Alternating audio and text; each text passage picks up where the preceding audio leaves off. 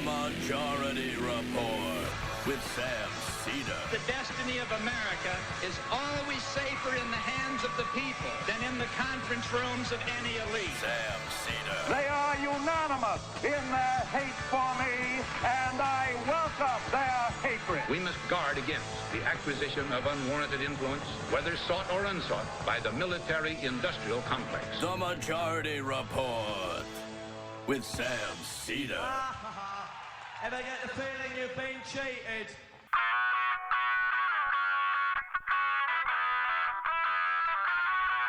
It is Monday, January 14th, 2019. My name is Sam Seder. This is the 5-time award-winning Majority Report. We are broadcasting live steps from the industrially ravaged Gowanus Canal in the heartland of America, downtown Brooklyn, USA. On the program today, author Jack Kelly. On the Edge of Anarchy, the Railroad Barons, the Gilded Age, and the greatest labor uprising in America. Also on the program today, government shutdown, now the longest ever, continues to be illegal. But Barr and Wheeler will get hearings this week for Attorney General and EPA Chief. Meanwhile, LA teachers on strike looking for permanent funding for schools in LA. Meanwhile, Trump's VA looks to massive privatization. And John Bolton's been seeking Iran bombing options as recently as September. Meanwhile, Trump Adderall tweets threats to Turkey in the middle of the night. And a federal judge saves free birth control provided by the ACA coverage for now, at least. U.S., of course, calling for a new government in Venezuela. No word yet on hidden weapons of mass destruction. And that crowdsourced border wall GoFundMe, well, it's forced to innovate into a new grift. And Jonathan Chait strikes out again. All this and more on today's program, ladies and gentlemen. We are all still in the afterglow of the live show that we did yesterday at the Brooklyn Bell House in Brooklyn, New York. 370 more, well, maybe, I don't know, somewhere between 370 and 400 people came to see us at the Bell House yesterday. It was a great show. John Benjamin stopped by, helped out. For those of you who are at the show, you know that John felt a little bit awkward about coming out in public. I guess it had been a while, and had, he had some very, I guess, last-minute fixes on his hairline that he was working on, and I am sad to didn't see that photo. Oh, my God. I didn't see that photo. Did anybody take a photo of the audience? Oh, I forgot to do that. That was a major fail. Well, you see John's... Follow us on Instagram. Yeah, there's John's... you can check that out on Instagram. I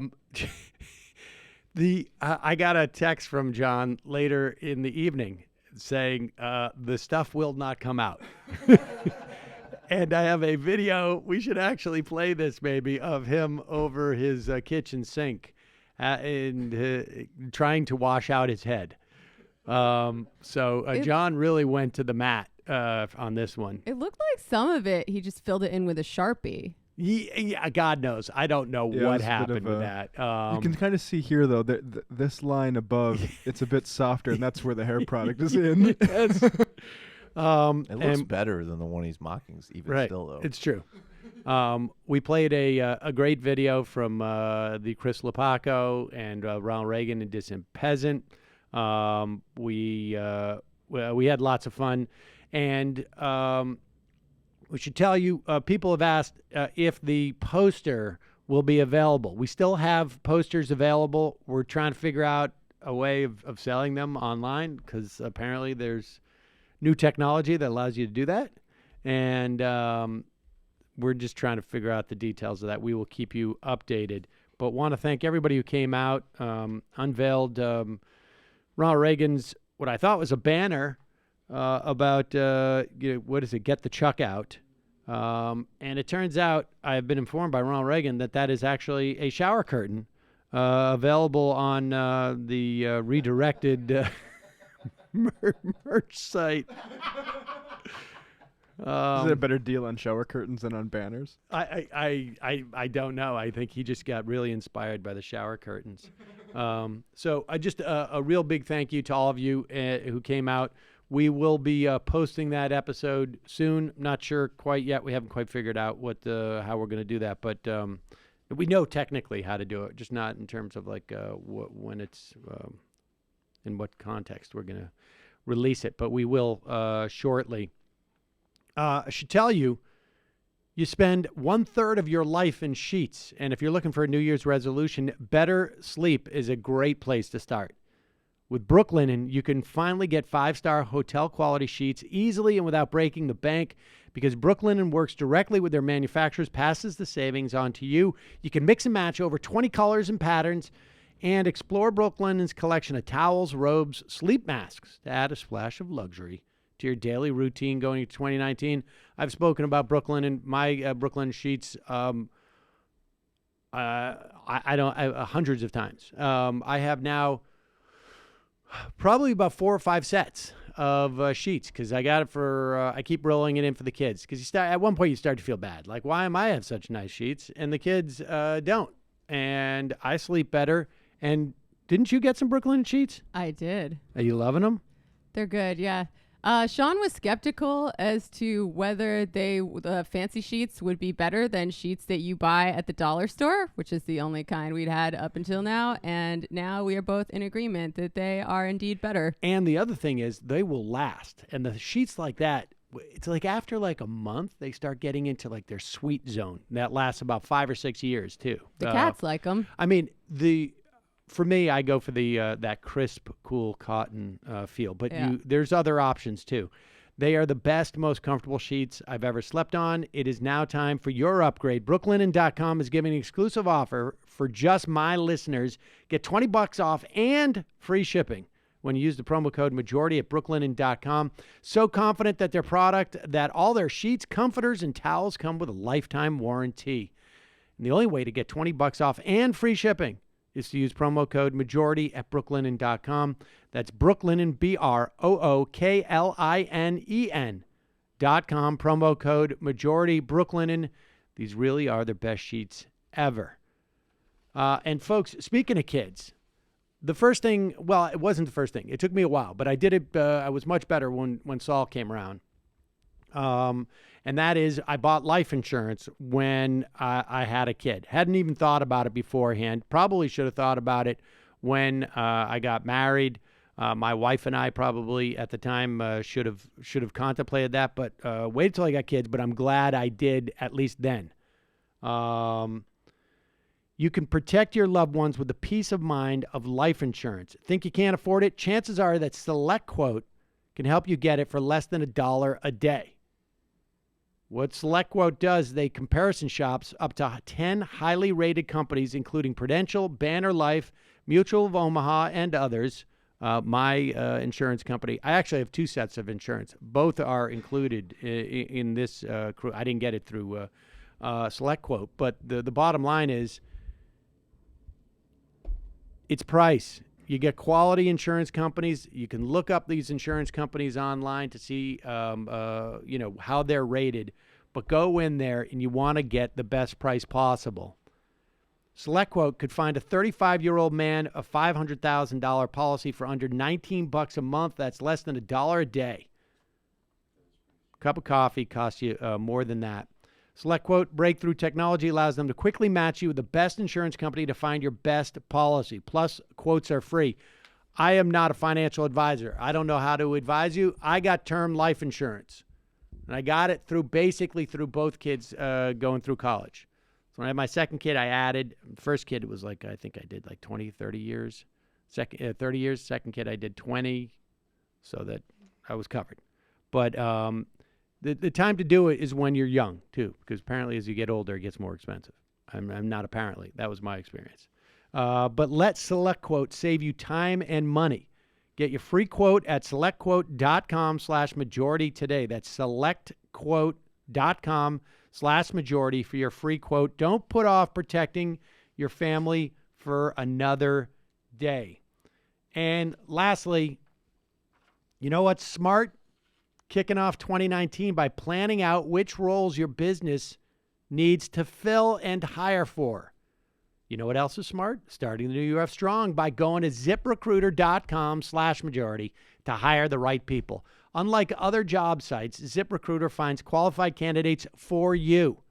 Its powerful matching technology scans thousands of resumes to identify people with the right skills, education, and experience. Then it actively invites them to apply to your job, so you get qualified candidates fast. That's why ZipRecruiter is rated #1 by employers in the U.S. This rating comes from hiring sites on Trustpilot with over 1,000 reviews. Folks, you know what I feel about ZipRecruiter. That's how Brendan is sitting in this office right now. It was, I remember when I did it, I was like, you know what? They advertised with us. I should try it. And, you know, because I had noodled around before, it looked good, but if you don't, you're not hiring somebody. But I went in, I did I did it at first, and then I put the pedal to the metal with it, and we ended up with Brendan. But we got a tremendous amount of really qualified people. Right now, my listeners can try ZipRecruiter for free at this exclusive web address, ZipRecruiter.com/majority. If you love this show your support, and go to ZipRecruiter by going to ZipRecruiter.com/majority. ZipRecruiter.com/majority. That's ZipRecruiter.com/majority. ZipRecruiter, it's the smartest way to hire. All right, so this happened, I guess, over the weekend. I'm a little bit confused by having done the show on Sunday. But Donald Trump, there was a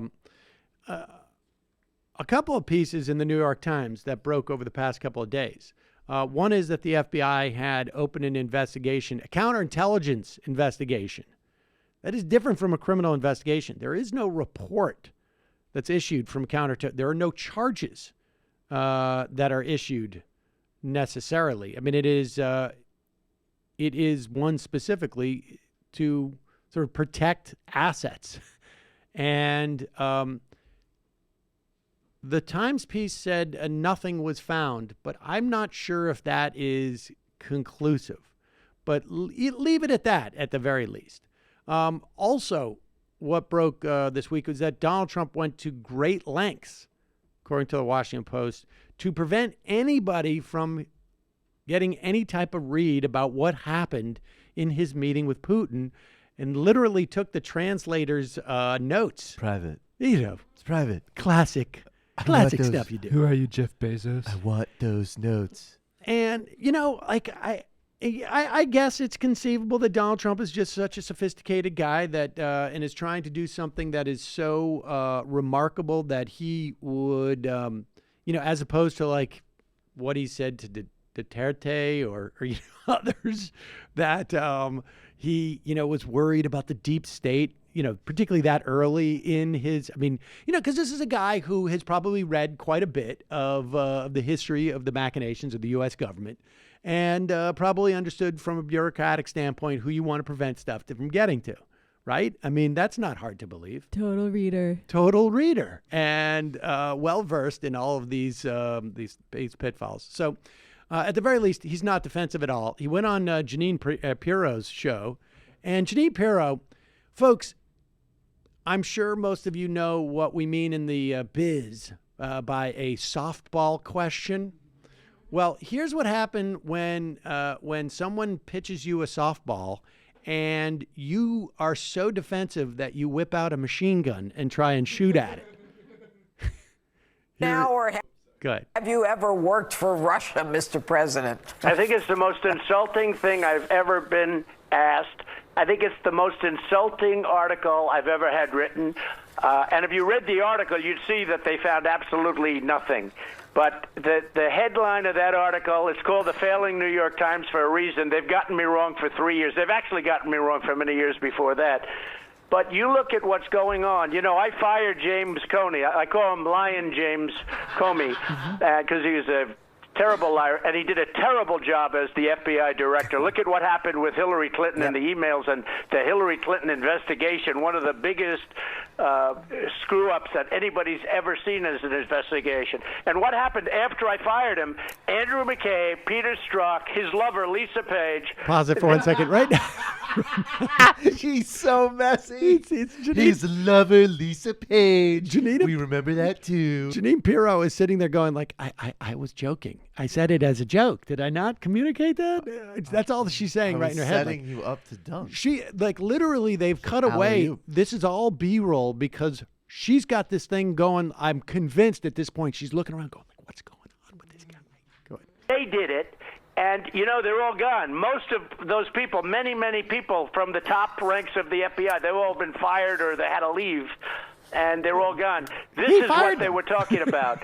And obviously nothing was found. And I can tell you this, if you ask the folks in Russia, I've been tougher on Russia than anybody else, probably any other president, period. But certainly the last 3 or 4 presidents, modern-day presidents, nobody's been as tough as I have from any standpoint, including the fact that we're doing oil like we've never done it. We're setting records in our country with oil and exporting oil and many other things. So, which is obviously not great for them because that's where they get their money for the most part. But many other things. So I think it was a great insult, and the New York Times is a disaster as a paper. It's a very horrible thing they said, and they've gone so far that people that weren't necessary believers are now big believers because they said that was a step too far. They really are a disaster of a newspaper. Well, and still no actual denial. Right. Insulted. I'm so insulted. I'm telling. It's so funny. I'm listening to this Crime Town podcast about the Kwame Kilpatrick mayoral reign in Detroit, and it all looks like totally nothing compared to this. But one of the things he's a lot more articulate than Trump, but he always did that. Like, I think that question is insulting. Right. And I think the fact that you would ask that in front of the people is not only an insult to them and to me, but even you and your job as a journalist. You've like, insulted you just go yourself. on and on and on. And it's like that, except, you know, with also a guy who's losing all of his faculties in his 70s. And a friendly journalist. Facilities. He couldn't see, you know, to be fair, he couldn't see her, right? Because he was just on the phone because she's doing the old laughing. And he apparently was just, you know, this is the thing, is that when you snort Adderall, I think what it does is it makes it much harder to pick up on social cues. What? And I think that's probably the problem. I thought how you treated Robert Durst was totally unfair. You are not going to be Attorney General now, Janine Pirro. Yeah. So I was going to make you Attorney General and head of the Space Force, but now nothing. Nothing. Let's not blame a perfectly good stimulant for Trump's shortcomings, all right? Snorting Adderall is great. I'm sure that's true, but I would not go on. Are you sure that's true? If you're very... Well, I'm not sure. I was going to say. I mean, I can imagine it's possible, but I think if you're in a very defensive state, I would not go on national cable TV and try and defend yourself. I'm alone. Piru's on the line. What does she want? She's my friend. Wait, Russia? She's not my friend anymore. God. Hey, Mike. All right. That's John, sir. I don't care. By the way, that is the best piece of news that's come out of the White House. The Kevin McCarthy thing? No, that Trump calls John Bolton Mike. Doesn't know who he is. Whatever. You look like a Mike. Mustache Mike There's over no here. mustache Mike over here. There's no way you'd have a mustache like that unless you're a Mike. You'd never Folks, be able to succeed in the condo business. We're going to take a quick break, and when we come back, we'll be talking to Jack Kelly on the edge of anarchy, the railroad barons, the Gilded Age, and the greatest labor uprising in America. We'll be right back.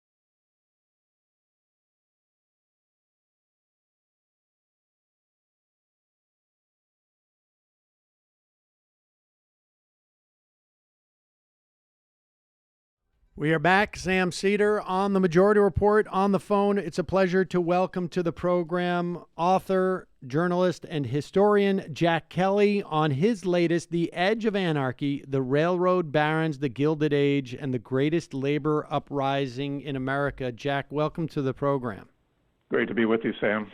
And I want to get to, but Eugene Debs obviously has been enjoying a bit of a resurgence. He's all over the place now, as to paraphrase the president in some respects. Largely, I think, because of the moment, and he plays a big part in your book. But before we get to Debs, give us a sense. I mean, your book starts right around just before a major recession or depression, I guess, in the late 1800s. Give us a sense of what of the labor movement at that time. Its reconstruction. We're a couple of decades out now from the Civil War, maybe a little bit less. What's the labor movement like at that time? Well, it was kind of fragmented. It was uncertain as to what the status of labor was in the country. There had been unions, both small craft unions, so the Carpenters Union, and there had been larger organizations like what was called the Knights of Labor, which was a very large, very inclusive union. Nobody knew exactly what direction the labor movement was going to take, and nobody really knew whether it was legal to strike, whether it was legal to even be a member of a union. And all this was sort of up in the air. Eugene Debs had started out as an official of the Brotherhood of Locomotive Firemen, and those were the guys that shoveled the coal into the burner to keep the locomotive going. And he saw over the years, and he was involved with them for quite a long time, and he saw that these craft unions, the unions that were organized around a particular skill, were ineffective. The railroads were getting more and more, the corporations were getting larger and larger. They were becoming more and more monopolistic, and they used these small craft unions against each other, and were able to manipulate them. And Debs saw this need for a larger conglomeration of the workers themselves into what was then called an industrial union that would include everybody in the industry, and that would give them the clout. So that was really the origin of this conflict that broke out in 1904. And as you mentioned, the country was in the middle of the worst depression that it ever experienced, and the depression of the late 1890s has been eclipsed by the larger depression of the 1930s. But at the time, it was absolutely horrific, bottom dropping out of the country type of depression. It went on for almost 5 years. All right, and before we get to to George Pullman and the strike and how, in many ways, I guess like there were different players in our society who were sort of developing their roles in the context of a labor capital conflict. Tell us a little bit about Jacob Coxey. I found that really fascinating. Yeah, that was it was really a symptom of that, how desperate people were in that year of 1894. Before the Pullman strike and Debs got going, Coxey was actually a businessman. He had the government was at the time had absolutely no idea what to do about the Depression. There wasn't even really much in the way of theories as to how they should act to alleviate it, and there was no safety net. So Coxey had a very reasonable idea: was why not hire the unemployed men, put them to work on the roads, what we would call infrastructure investment, and you would end up with people having jobs, and you would have a productive asset when you got finished with improving the roads, which were in terrible shape at the time. The government didn't want to hear about that.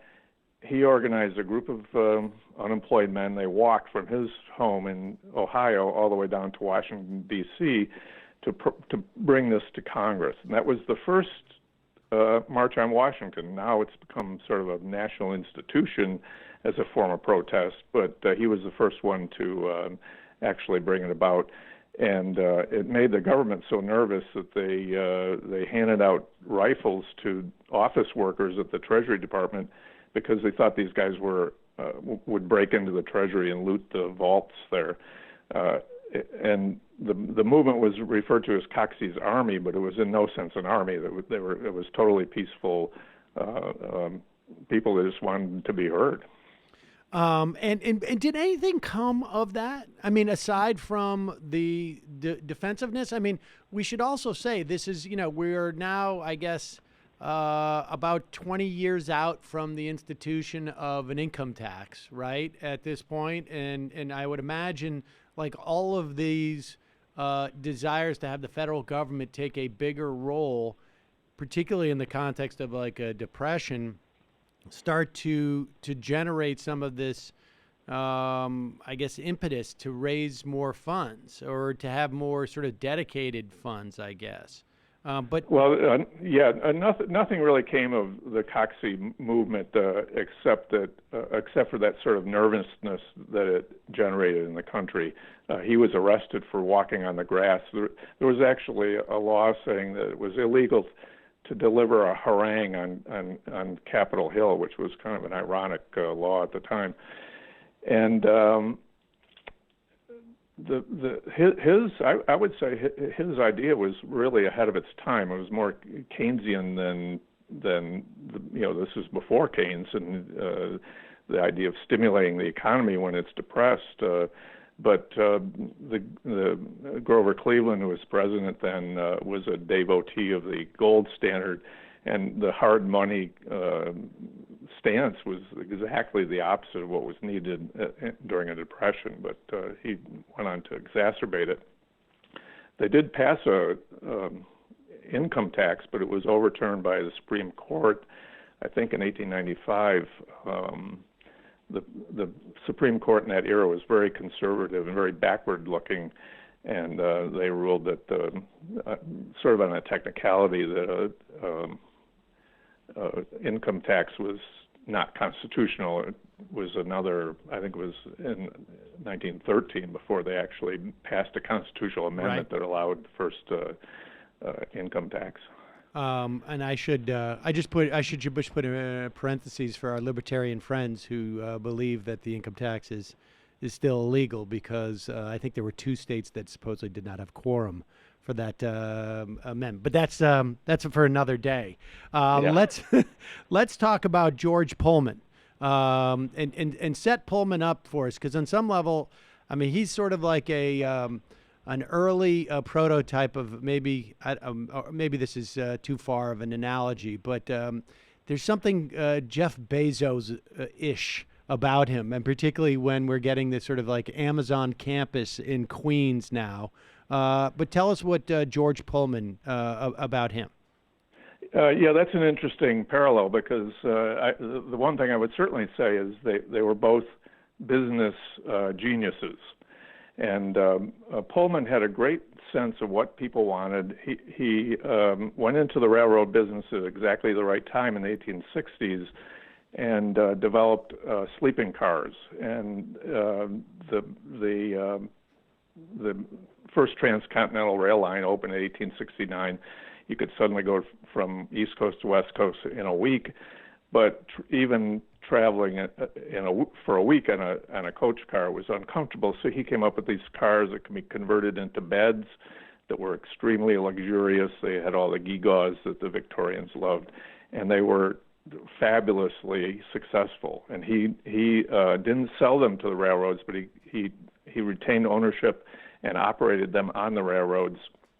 All the money the people paid for the upgrade to a Pullman car went into George Pullman's pockets, and he became fabulously wealthy. To build the cars, he constructed what was, at the time, was one of the biggest factories in America, about 15 miles south of Chicago. And his idea was to get out of the center of the city, which, like many cities during the industrial era, Chicago had been clogged with tenements and squalor. And he thought that it would be better to build the factory outside the city.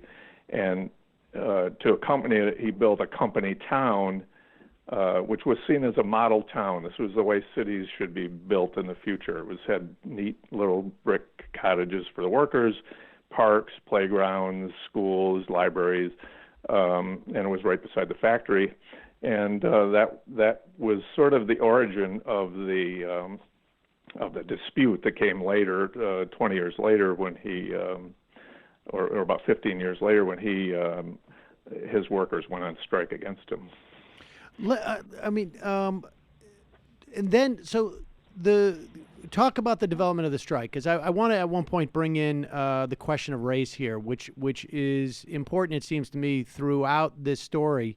On some level, it runs parallel, and then there's a moment where it could intersect, I guess, or does it? I mean, it's the I should say, the story of race seems to me to be intertwined throughout, but yes. The plight of black workers at that time could have been intertwined as well, but didn't. And that may have been sort of like the fatal flaw to this strike on some level. But tell us, the strike develops because people living in Pullman's company town, it's a fairly small, complaint, or would have been fairly small for Pullman to rectify, but he was very, it seems, rigid about, on principle. He doesn't want to in any way give a concession to the workers. Yes, that's exactly correct. One of his neighbors said he was the most frigid, pompous autocrat I'd ever seen. And his personality did have a big effect on the whole thing. He responded quite reasonably to the slowdown by dropping the wages of his workers. But instead of also lowering the rents, which in general rents were going down because it was a depression, he kept the rents at the same level. So guys would work for 2 weeks, and they were paid every 2 weeks, and they would get a check for $3, and that was to bide you over for another 2 weeks and feed your family. This brought up a lot of the complaints that they already had about the model town, which was not really such a model. It was filled with company spies. There was no town government. It was all run by the company. There were these petty rules that they would make up and post around they had to obey. And the workers were generally discontent. And when they were being squeezed between the rents and the lower wages, they decided to go on strike. The other angle that you're referring to, and I think it is important, and I think it's just an illustration in a way that whenever you go back into American history, you're always tripping over the race question. George Pullman, partly as a Republican and a follower of Lincoln, he had hired freed slaves, almost all freed slaves, to work on his sleeper cars as servants. And that was, in a way, it was a benign act. He was trying to help them out. It was one of the few jobs that they could get on the railroads or anywhere else. But he had, his personality was such that he had to make money at everything. So one of the ways he made money off of them was he didn't pay them. They worked exclusively for tips at first, and then after a while they would get like $10 a month, and they had no opportunity to rise. They had only that one role as what was called porters. They were the Pullman porters. When the Pullman factory workers went on strike, they appealed to the American Railway Union, which was this big inclusive union that Eugene Debs had started just about a year earlier. That union happened to be having their convention in Chicago at exactly the same time that the strike broke out. And one of the questions at the convention was, should we allow black workers into the union?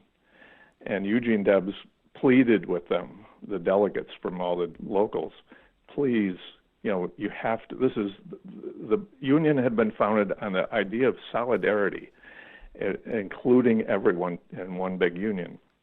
You can't draw the race line. Unfortunately, they voted by a very small margin. They voted to exclude blacks from the union. And as the strike unfolded and the union tried to help the Pullman workers by boycotting Pullman cars on the lines, it would have been much more effective if they could have had the Pullman porters on their side, because they were absolutely necessary for operating the Pullman cars. But instead, the black workers continued to work. They weren't allowed in the union, and the strike ultimately came to naught. All right, let's talk about the role of the U.S. government, the federal government, and we should, on some level, also I guess the courts and the sort of the state and local. The Attorney General at that time was a guy named Richard Olney, and he was, I want to say he was a railroad attorney, but he was he still actively an attorney for the railroads? He was still an attorney for the railroads. He was a director of several railroads, and it was almost like being attorney general was like a sideline for him. And so his sympathies was, he was supposed to be the chief officer of justice in the country, and instead he worked hand in hand with the railroads, who wanted that. They were very eager to break the strike and break the union, because they saw this industrial union as a pretty good threat to them, and so he worked hand in hand with them all through the strike, and appointed another railroad lawyer as the special U.S. attorney in Illinois to handle the day-to-day fight against the strike. So that was a major part of the reason that the workers lost, because they did stick together. They did shut down the railroads. They put enormous pressure on both the railroads and Pullman, but once the government got involved, they were up against more than they could handle. Well, I mean, give us a sense of what that pushback looked like. I mean, aside from injunctions, I mean, I guess it's, this is one of those classic cases where the court does issue an injunction, but then, then the question is, in what army? And it turns out basically the U.S. Army. Yeah, the injunction really made the strike illegal, and not only just illegal in general terms, but individual acts of, if you didn't go to work, you were essentially breaking the law. You could be jailed without trial because you were in contempt of court. if you talk to somebody about the strike, you could be jailed for being in contempt of court. So that was a pretty powerful weapon against the strike. And Olney also convinced Grover Cleveland, the president then, to send in the U.S. Army. That was a very sketchy. There was a very sketchy legal basis to that because the Army was not supposed to be involved in any kind of law enforcement, as it is not today. But the Army came in with artillery, cavalry, primarily in Chicago, but also in other cities out west, and were involved in putting down the strike. And so to the extent that there was so the strike is put down, essentially the workers go back without any type of relief, and particularly in the context of those rents, I guess. Yeah, and they also had to sign what was called a yellow dog contract, which was a contract that said that they would never ever again join a union. So that was added on top of the. All right. Well, then tell us, what happens afterwards, because this is one of those examples of like of I don't want to say a good loss, but the value that can come out of a loss in a political fight. Yeah, I think it's an interesting look into sort of the complexity of history. There was no real black and white. In a way, the outcome of the strike was paradoxical because Eugene Debs lost the strike and went to jail, lost his court fight against the injunction, and had to go to jail for 6 months. And yet, when he came out of jail, he was welcomed back to Chicago by 100,000 supporters, and he was lionized. George Pullman won the strike, but he was widely reviled for his intransigence, and even a lot of his friends said, if he'd been a little more flexible, he could have saved the country all the turmoil. And I didn't go into much to the turmoil that resulted from the strike, but it was so widespread, closing down railroads on which so many towns and cities were dependent. The price of food went through the roof. There was several dozen people got shot dead. All that could have been saved if he'd just been a little more flexible and a little more human in his dealing with his employees, but he didn't see it that way. And the strike also gave an impetus to the progressive movement, which was coming along, and it came along a few years later around the turn of the century. And both railroad workers and workers in general received the benefit of legislation dealing with whether they had the legal right to unionize, whether the hours of work, the conditions of work, child labor, minimum wage, things like that began to be to come into play. A lot because of the shock that this strike had on the country and on wealthier people in particular. It was the type of insurrection that they were, had nightmares about, and so that one of the results of the strike was the progressive era. A big strike I can go into in a minute is its effect on Eugene Debs, because he changed his tune to a great extent because of his experience in the strike. Well, yeah, let's talk about that. What lessons he learned from this. Well, he saw that if the government was going to come in on the side of capital, then it didn't do any good to organize labor, that you needed to change the government. And so he was one of those unusual characters who became more and more radical as he got older. For most people, it's sort of the opposite. You're radical in your youth, and it sort of wise up as you get older. But Debs transformed this American Railway Union into what became the Socialist Party of America, and started on a career as a politician and ran for president of the United States 5 times as a socialist, and built at least the beginnings of a socialist movement during that era. It never, of course, gained a lot of traction in America, but he was the great prophet of socialism.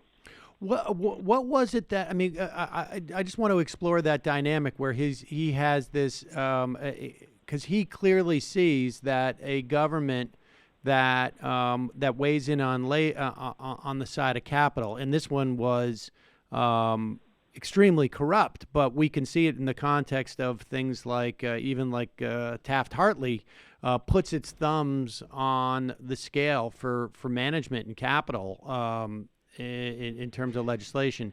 But he sees what there is. Does he think that there is no? I mean, just expand a little bit more on that that realization he has about what he needs from government. Well, I think he took the principles that he applied to labor organizing, which was this idea of solidarity, that if workers could express solidarity with each other and all join together, not fight amongst themselves, he took that idea and applied it in an even larger context of the country as a whole, that if the working class could all pull together and form a party and actively fight against the powers in the government, that it could bring about fundamental change. And there was a lot of very hopeful, maybe utopian, you could say, ideas that society could be transformed, and this was the beginning of it.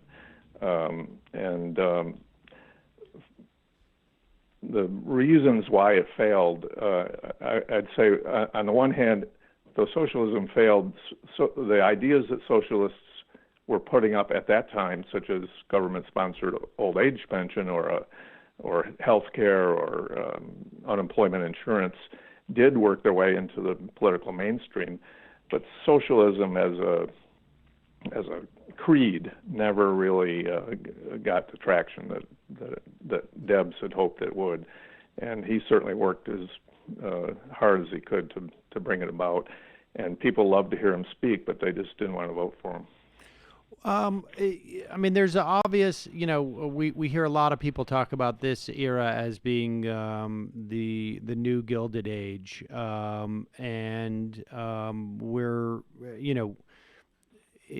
I don't know if, the sort of the wake of the financial crisis in 2008 and the Great Recession is analogous. But I mean, do you see what? Tell me what you see in terms of analogies and contrasts from that era and this one. Well, I think that what you're saying is very true. That this idea of we're in the new Gilded Age, the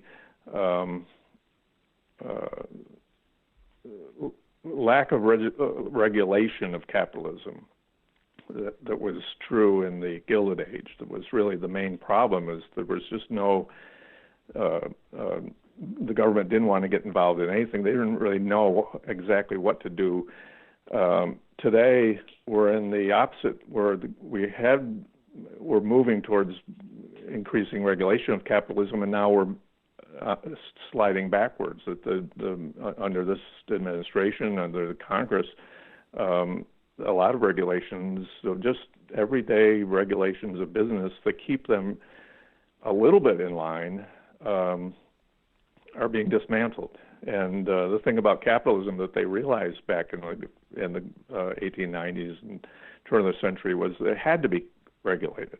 Capitalism just doesn't work. The corporate form doesn't work if it's not regulated by government. And so I think it's a ominous trend away from regulation. The government, I usually bring up this parallel of Richard Olney is a lawyer for the railroads, director of railroads, and was serving as Attorney General. Today we have Andrew Wheeler, who's a lawyer for coal companies, a director of, or a lobbyist for coal companies.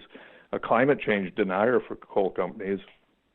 And he's now, just this past week, was appointed as a permanent head of the Environmental Protection Agency. Confirmation hearing starts maybe tomorrow or Thursday, I guess, or Wednesday rather.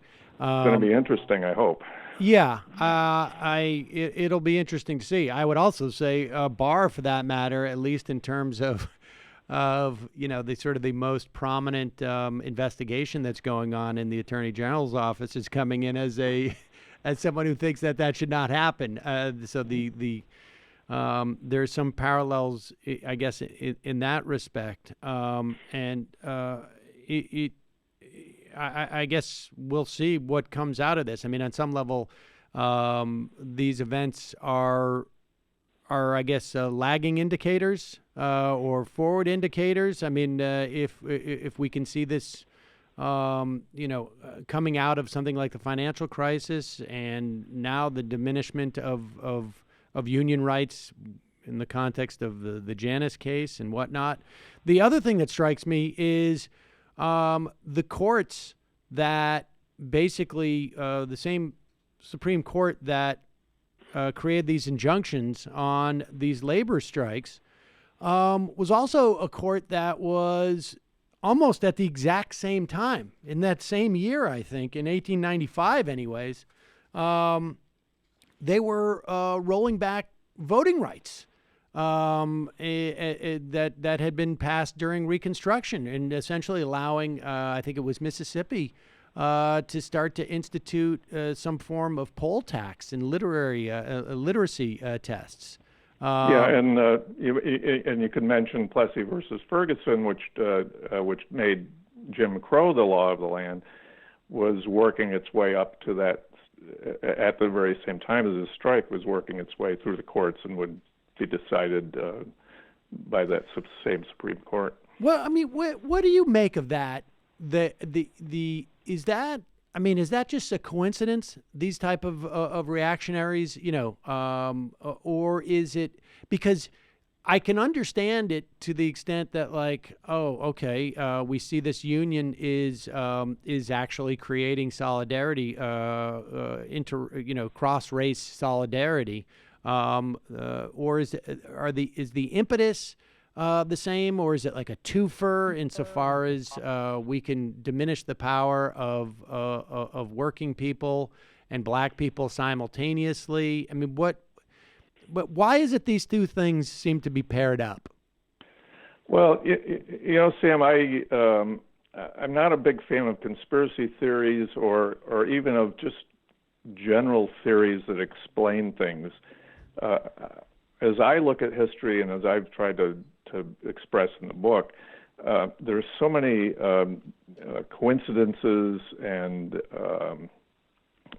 things that happen by happenstance, and effects of people's personalities that have nothing to do with some bigger scheme that they have in the back of their mind to impose on society. But just like George Pullman, he happened to be a very cold man. If he'd been a little smarter, could have overcome his personal qualms and avoided the conflict.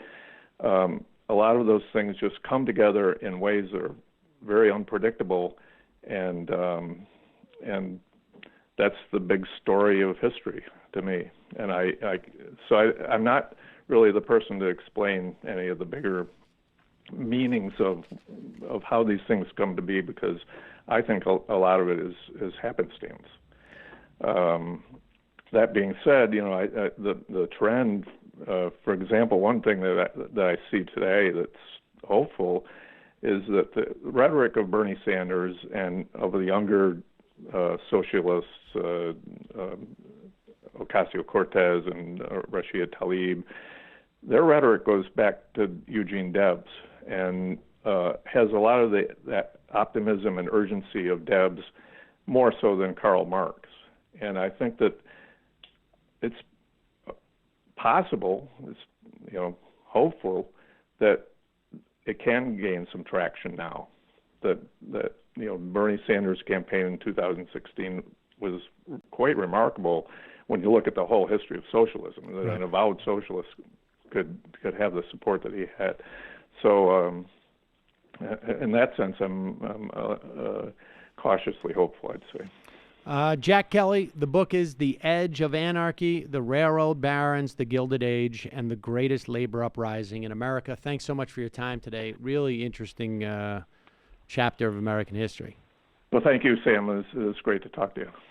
All right, folks, we're going to take a quick break. Oh, I should say, I mean, maybe this, belongs to join this with, but on the program yesterday, the live show, we were talking about the fact that we're in now the longest shutdown, and people's checks are now being delayed, right? They get paid every 2 weeks, and there are contractors who will never get paid, will not or I should say not necessarily get back pay. Ostensibly, Congress will provide back pay for people. That does not diminish the anxiety and the stress that's caused. And obviously, things like maybe interest. People need to take out loans to cover stuff and whatnot. I had cited coming out of that 93, the second longest government shutdown in 93, a statistic about 25,000 government workers had still not received all of their back pay from that time. I got a correction that, and I thought that I had said it was a function of unpaid overtime and whatnot. But this came out of a lawsuit that under the Federal Labor Standards Act and some state labor standard acts, if an employer fails to pay wages due, an employee or class of those who successfully sue can recover the unpaid wages, double damages. So, and attorney fees. Those payments have not been paid to those 25,000 workers from that 1993 case. I'm not convinced that there wasn't some overtime that's still due, but according to this audience member who was at the show, Shannon, that was not the case. But I stand corrected. The bind, as she writes, that I understand workers are in is that they are prohibited by law from striking. This came up yesterday in the conversation. Because I think they're considered essential workers. If they strike, they can be fired. If they keep working for no pay, they can be reasonably confident of retro pay and possibly double damages years in the future after a class action lawsuit is complete. And she does not appreciate that dynamic. I'm not going to. Well, she says that is crap. I mean, as opposed to, it's not too bad. She says, and I think this is sarcastic, I'm not deeply disappointed that free swag wasn't awarded for the farthest traveling fan. Chicago, we had people who came from across the country. I got 2 beautifully knit hats that say Sam Seder 2020. That Mila and Saul are arguing over the second one. They looked really good. They were incredible. Folks were very well made. Very sweet, and we all had magnets that we were giving out to people who were traveled. That was, but we didn't get all of them out. But perhaps future shows. We're looking into it. I mean, contemplating it. Maybe we'll do like a barnstorm on the West Coast, and maybe a barnstorm on the East Coast, that type of thing. But we shall see. But just a reminder, this program exists because of its members. Our members make this show possible day in, day out. And as a way of saying thank you, we give you extra content every day. So you can join the Majority Report by going to jointhemajorityreport.com. And for just a couple of bucks a week, maybe works out to 50 cents a show. I think it was. 50 Didn't we cents, actually try to do the math once? 50. I think it comes out 50 cents cents a show, which is about less than 20 cents an hour. of content. It's pretty good. I like the image of like you're just like feeding like dimes into an old jukebox. That's you right. Get a Majority Report. Exactly. You throw it on That's the biker bar. probably where and this then will all of a all sudden, end. And then you just hear like, and the actuarial report said How otherwise. awesome would that be? That would be amazing. People should be. So what'd you put on, friend? The Majority Report. Oh, all right. All right. Is that guy that debates libertarians? And again, thank you to everybody who came to the show yesterday. It was a lot of fun. Today is Monday. Tomorrow is Tuesday. We're 2 weeks out now from the live Michael Brooks show. Is that right? Yes. Very, very excited about it because it was like yesterday was so great and the people were so great. It just reminded me of how exciting it is that we're going to be doing this. We still have some tickets left, so come grab your tickets. The show it's going to be a little bit different than a Tucker Carlson viewing party. We have a slightly We played a lot of different Tucker emphasis. Carlson on that show. So no, but we're doing some pre-recorded sketches. Trevor Beaulieu is there, Mike Racine, Bhaskar Sankara, Ilona Minkowski, of course. Matt said it was like the Coachella of progressive talk. So there you go. Or Glastonbury, we decided. Tomorrow night, Anna Kasparian and patreon.com/TMBS or stream on the YouTube channel. We have a video up on Tulsi Gabbard that's offended a lot of people. Oh, there you go. We got to figure that out, man. I'm not even just, can I go on this tangent for 1 second? I don't even hold with like she's the worst person in the world, right? Like I'm not even coming from that place. I'm just coming from, if you're on the left, there's a lot of really obvious places of serious criticism and concern about her, and I don't understand the cult response to her. I would say don't get it. Politics are dumb. Not the best person to be a left representing presidential or vice presidential candidate. Not even remotely, and that's not even, to me, again, that's like descriptive. That's not even really the meat of the criticism. That's just like reality based on record. Mike Cernovich is into her, though. That's good. That's a fucking anti-war coalition. We'll talk a little bit about that tomorrow. But Jack Posobiec is too. These are two of my favorite guys. Was that Bumblejack? What is it? Posobiec. Well, how does he say his name? Posobiec, right? Posobiec? No, but I'll go with Posobiec. I don't know. It's pronounced Bumblejack. Yeah, exactly. Bumblejack. Jamie, Bumblejack. You guys, you're like on a recording spree. Yeah.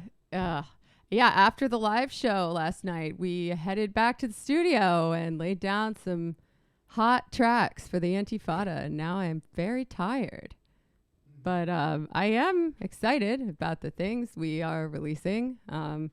Today, we put out a patrons-only bonus called Real Poly Hours, in which we, for now, I'll leave it to our patrons to guess which spicy takes we have on polyamory. Is it bourgeois decadence that serves only to aggrandize our tech bro overlords? Yes. Or is it a totally normal and fine life choice that haters should STF you about? No. Find out on our patrons only bonus. Also, Defer to Stalin, right, Jamie? No. Defer to Stalin. Oh, I mean, I don't know. You have to listen to find out what my opinion might be on polyamory and the colon tie stuff. DTS. Well, speaking of Stalin, we also recorded an episode last night about the amazing Netflix show called Trotsky. Have you guys heard of it? No. It's amazing. You can come for the revisionism, stay for the anti-Semitism.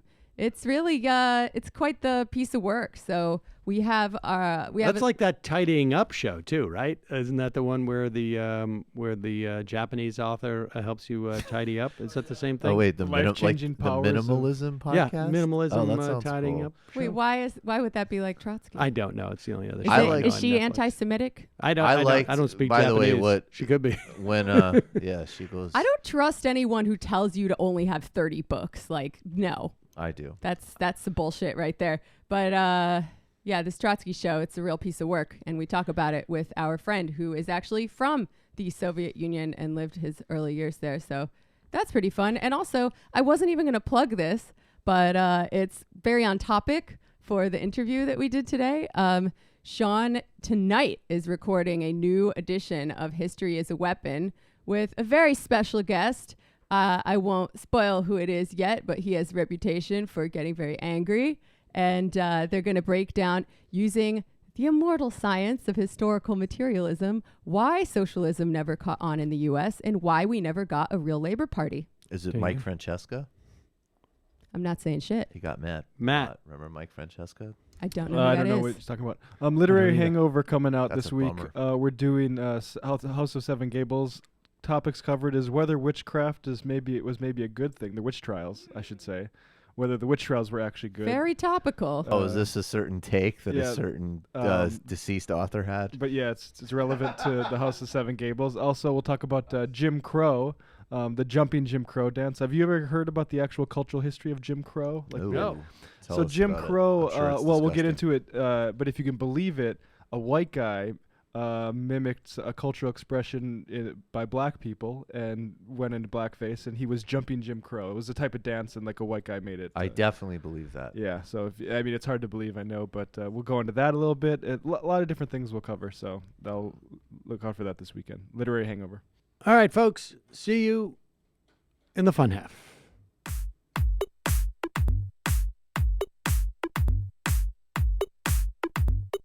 Jamie and I may have a disagreement. Yeah, you can't just say whatever you want about people just because you're rich. I have an absolute right to mock them on YouTube. He's up there buggy whipping like he's the boss. I am not your employer. You know, I'm tired of the negativity. I'm sorry. I didn't mean to upset you. You're nervous?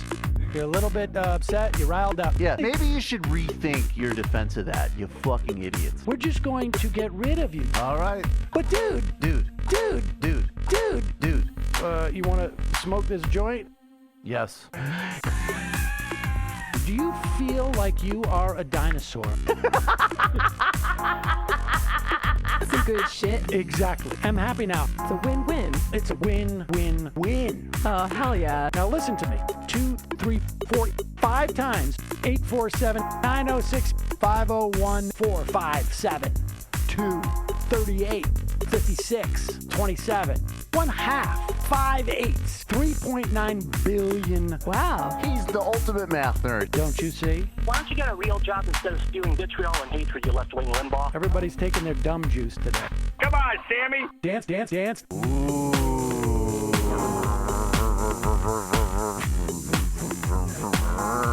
Rand Paul. I had my first post-coital scene with a woman. I'm hoping to add more moves to my repertoire. All I have is the dip and the swirl. Fine, we can double dip. Yes, this is a perfect moment. No. Wait, what? You make under $1 million a year. You're scum. You're nothing. Excuse me? Fuck you, you fucking liberal elite. I think you belong in jail. Thank you for saying that, Sam.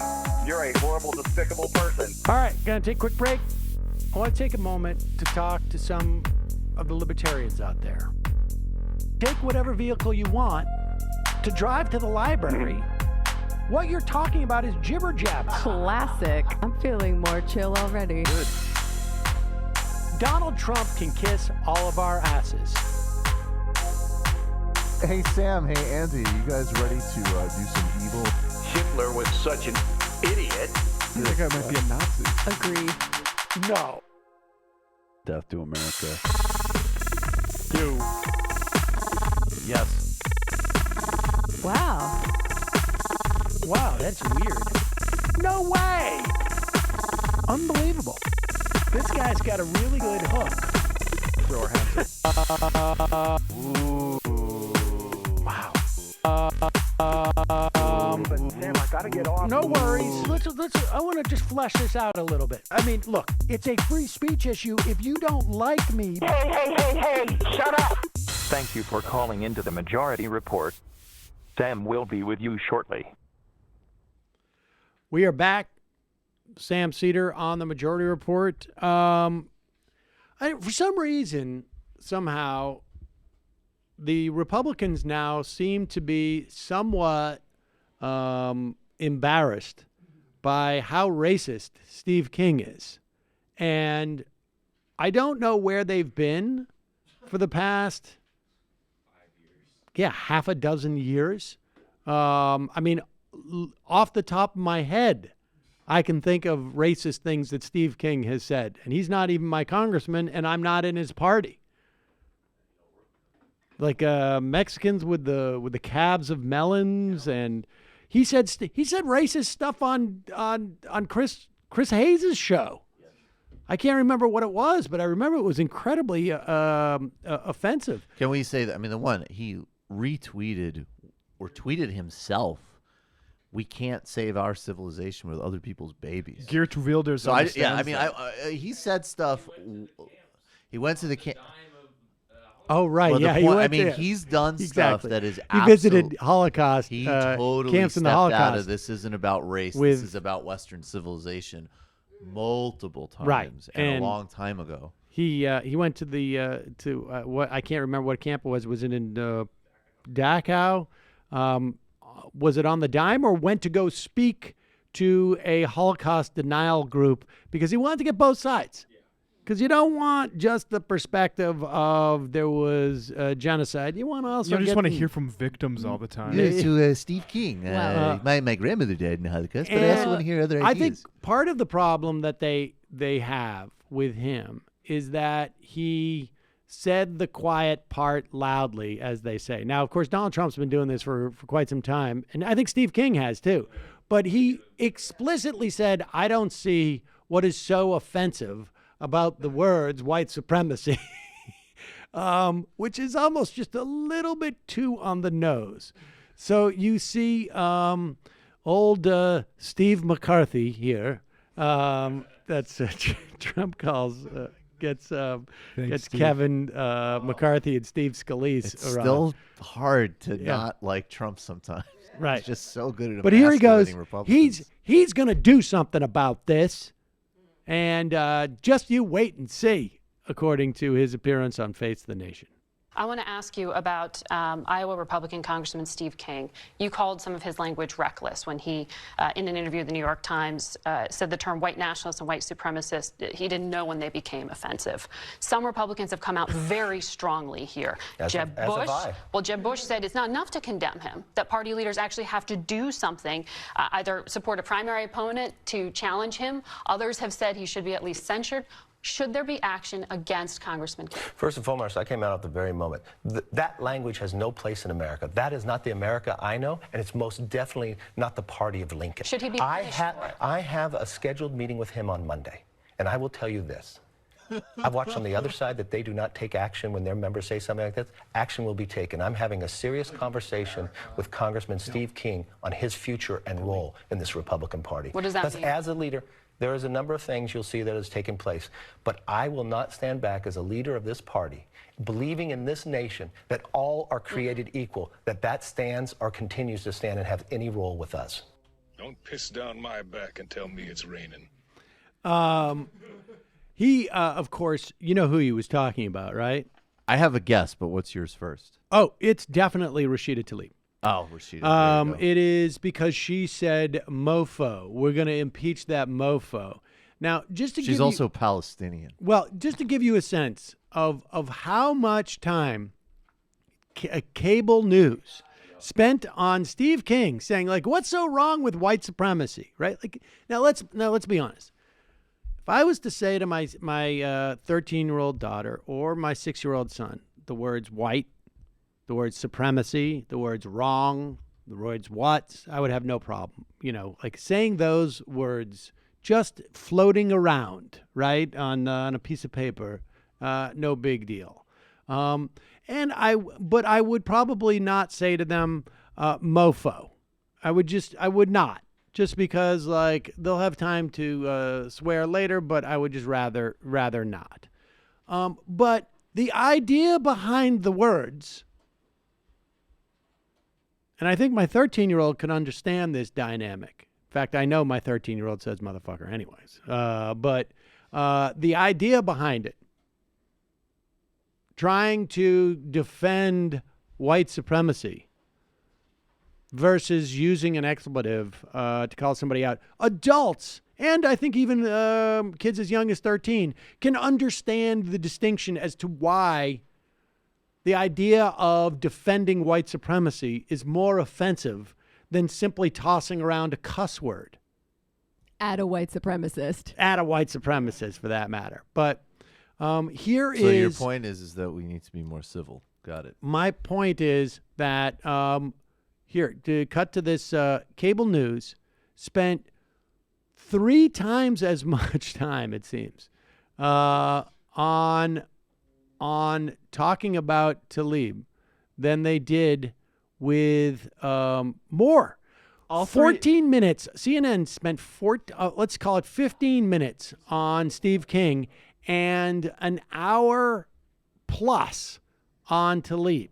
If you add up all the time spent on Steve King, it still wouldn't amount to the amount of time MSNBC spent on Rashida Tlaib. Right. Wow, CNN is garbage. Fox God. News, 42 seconds on Steve King, 52 minutes on Tlaib. 42 seconds.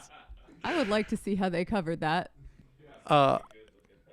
We should find that. And MSNBC, 14 minutes on Steve King, almost 38 minutes on Rashida Tlaib. So, Grow up, people. God. No kidding, right? What's wrong with Arab supremacy? Arabs held Greek civilization. I think this more than anything else is there's a healthy dose of white supremacy, but I also think it's a woman. I mean, I'd be curious to see if we put up the report that Dick Cheney told Patrick Leahy to go fuck himself on the floor of the Senate. I wonder how much coverage that got back in the day. Go fuck yourself. And Muslims don't always get the fairest coverage either in the news. But I think all of that is true, and I think it's also what we were outlining about how the press is so like desperately craven to get back into false equivalency games. So it's like, oh my God, Democrats are in the House, and she said something that was rude. Thank God we don't have. And Steve King, that's old news. We already. That's another weird thing about the press. I feel like they do these cycles where at first it's like, is it really responsible to call Steve King a racist? And then it becomes somehow it's like he's become so flagrant that it's actually like common knowledge. And then they're like, well, why is that even noteworthy? Haven't we always known that he's a massive bigot? No, they're not going to learn until they are literally being rounded up by Trump's shock troops and sent to the gulag. And even then, they'll care a lot that they're polite to their gulagers. That's very important. Thank you, Steve. Thank you, Steve. So great. Let's go back to Donald Trump with Jeanine Pirro because it's pretty funny. So here is Donald Trump responding specifically to the report that he told the translator, don't share these notes with anybody. Is that translator still alive? Gotta look out for spies. Yeah, right. Gotta watch out. I don't trust your translation skills. Here's Donald Trump, again, getting probably too defensive with Jeanine Pirro. President Putin under wraps. Why not release the conversation that you had with President Putin in Helsinki, along with some other stuff that might involve the FISA, Broussard, and the whole lot of them? Well, Jeanine, I would. I don't care. I mean, I had a conversation like every president does. You sit with the president of various countries. I do it with all countries. We had a great conversation. We were talking about Israel and securing Israel and lots of other things. And it was a great conversation. I'm not keeping anything under wraps. I couldn't care less. I mean, it's so ridiculous. These people make it up. Washington Post. That's basically the lobbyist for Amazon. You know, he uses that Bezos, who's got bigger problems than anybody right now. But Bezos uses that as his lobbyist, okay, as far as I'm concerned. Pause it 1 second. Come on. You got to give credit where credit's due. That was a solid bird. No, he's getting him. He loves to dig on the divorce. It's like with O'Reilly and his kid. Exactly. That was exactly.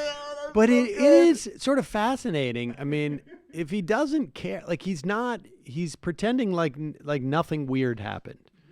He's like, whatever. I mean, so I told the translator, don't translate it. Don't give it to anybody. Translator has Trump derangement syndrome. I mean, the interesting thing is he's not going with the defense that everyone else who's defending him is going with, right? Which is he's trying to forge a new relationship in an era where there is, Red Scares and McCarthyism, and that's why he did it. He's just pretending like nothing ever happened. It's just Jeff Bezos' wife was responsible for it. Let's go. This is lobbyists, okay, as far as I'm concerned. And the Washington Post is almost as bad, or probably as bad, as the New York Times. Think of it. I have a one-on-one meeting with Putin like I do with every other leader. I have many one-on-one. Nobody ever says anything about it. But with Putin, they say, oh, what did they talk about? We talked about very positive things because, look, we are beating everybody. Our economy is the strongest in the world right now, Janine. Nobody even close. China's down 38%. Russia's not doing well, its economy. Most countries are not doing well. We're doing phenomenally, even though we're paying interest rates because we're normalizing. Obama had zero interest. Anybody can do that. And our economy is now better than ever. We're almost at our high with the stock market again. So it's really, can you imagine where they say that I met with Putin? I met with every leader, just about individually. I meet with Modi. I meet with, in Japan, I meet with Abe. I meet with all of them. But nobody says anything. But I meet with Putin, and they make a big deal. Anybody could have listened to that meeting. That meeting is open for grabs. The whole Russia thing, it's a hoax. It's a terrible hoax. You know it probably better than you, Greg Jarrett, Dan Bongino. People that look at it, it's a total hoax. Everybody knows it. And it's really a shame because it takes time and it takes effort. And everybody knows there was no collusion whatsoever. They have found no collusion, and they won't find collusion. Look at, she's getting impatient. She's just like, wait, are you Dan Bongino? He got fired from CRTV. Seriously? NRA TV. I mean, props to Bongino. Bong just went up there in the charts. Big time. Well, Bongos is one of the few people followed by Sean Hannity on Twitter. Like, he follows like 3 people. I don't know what he's in with the big boys. Oh, he fills in. All right, let's go to the phones. You're calling from an 847 area code. Who's this? Where are you calling from? Hi, Sam. It's Josh from Chicago. Josh from Chicago. It was nice to see you yesterday at the show, even though you're from Chicago. I came. Yeah, I know. I came from Chicago to the live show. And, I came up just for the day. And Jamie and Michael can definitely,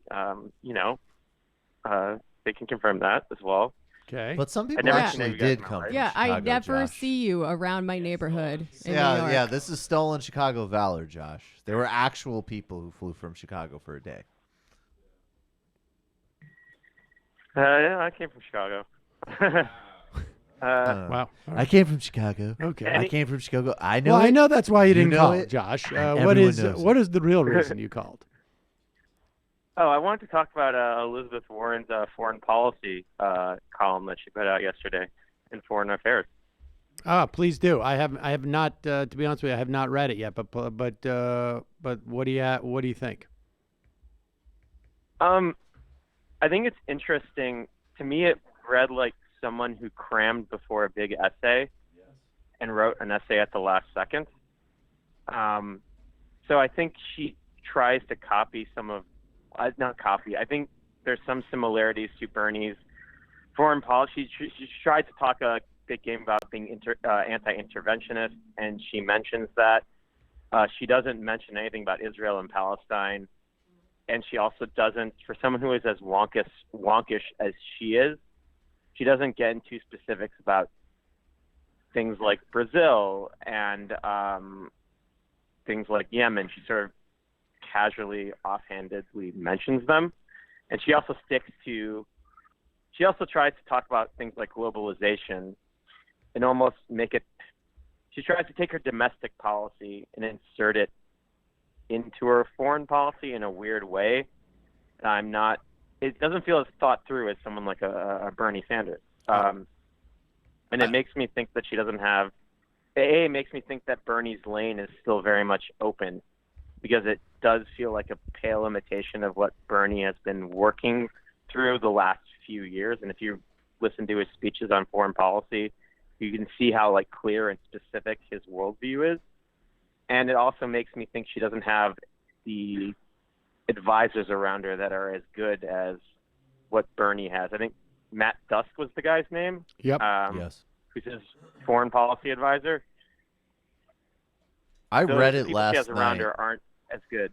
I read well, it last but night. we should just say, I mean, Dust didn't join the Bernie's team until after the campaign. After the campaign, but like in 2017 he joined. Right. I mean, that was one of the big knocks on Bernie. But with that said, I think Bernie was running a message campaign and that was specifically focused on wealth inequality and getting money out of politics at that time anyways. And I don't think that's what Elizabeth Warren's agenda is. I think Elizabeth Warren's agenda is to run. I mean, to become president. And so, yeah, it's problematic. I mean, I got to look at it, but I mean, I did read it last night after Josh told me to read it at the live show. Oh, And well, I went home. thanks for telling me, Josh. And I read well, he actually literally what he did was I was walking into the building, like literally the first 10 seconds, and he goes, I never "Hey, seen Mike, my did life. you read the Elizabeth Warren?" I said, "Jesus Christ!" And then when security was removing him, he said, "This is me. It's Josh from Chicago. Let me back in." But I had a very similar reaction to it, and I think that we can stipulate all of the shortcomings that Bernie had in 2016, but the truth of the matter is I think it does seem to me that some willingness to speak somewhat honestly and moderately about Israel-Palestine is a departure point. And I understand the structural conditions. Like, there's a lot of historical and legacy reasons why people have a double standard for Israel, some of which are understandable, but they're still basically unacceptable. And I think, I was going back and reading what she said in 2014 during the last Israeli onslaught in Gaza. That was one where Joe Scarborough was publicly criticizing Israel for bombing UN hospitals. She, just pure AIPAC pablum.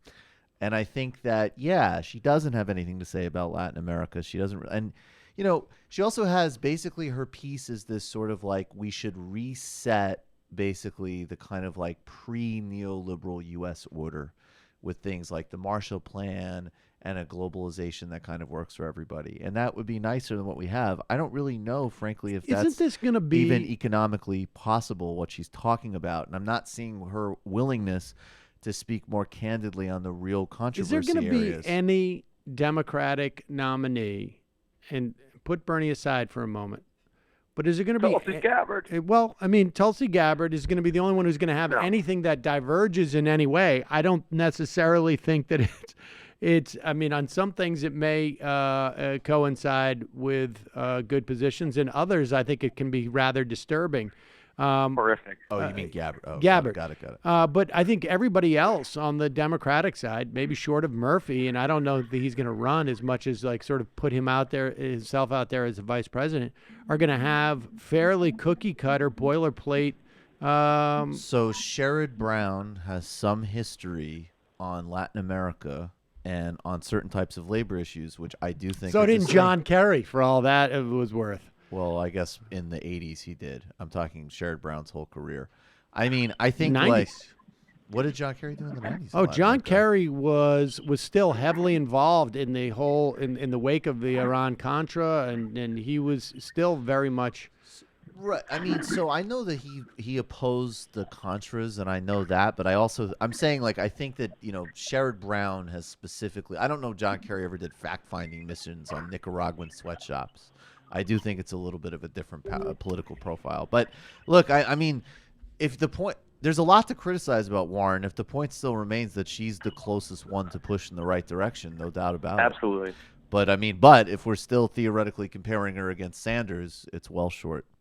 Yeah, and foreign policy is one area over which the president has a lot of control. So this is a perfectly valid and rational thing to base your decision on, supporting Sanders versus Warren. Appreciate the call, Josh. Good to see you the other night. Yep.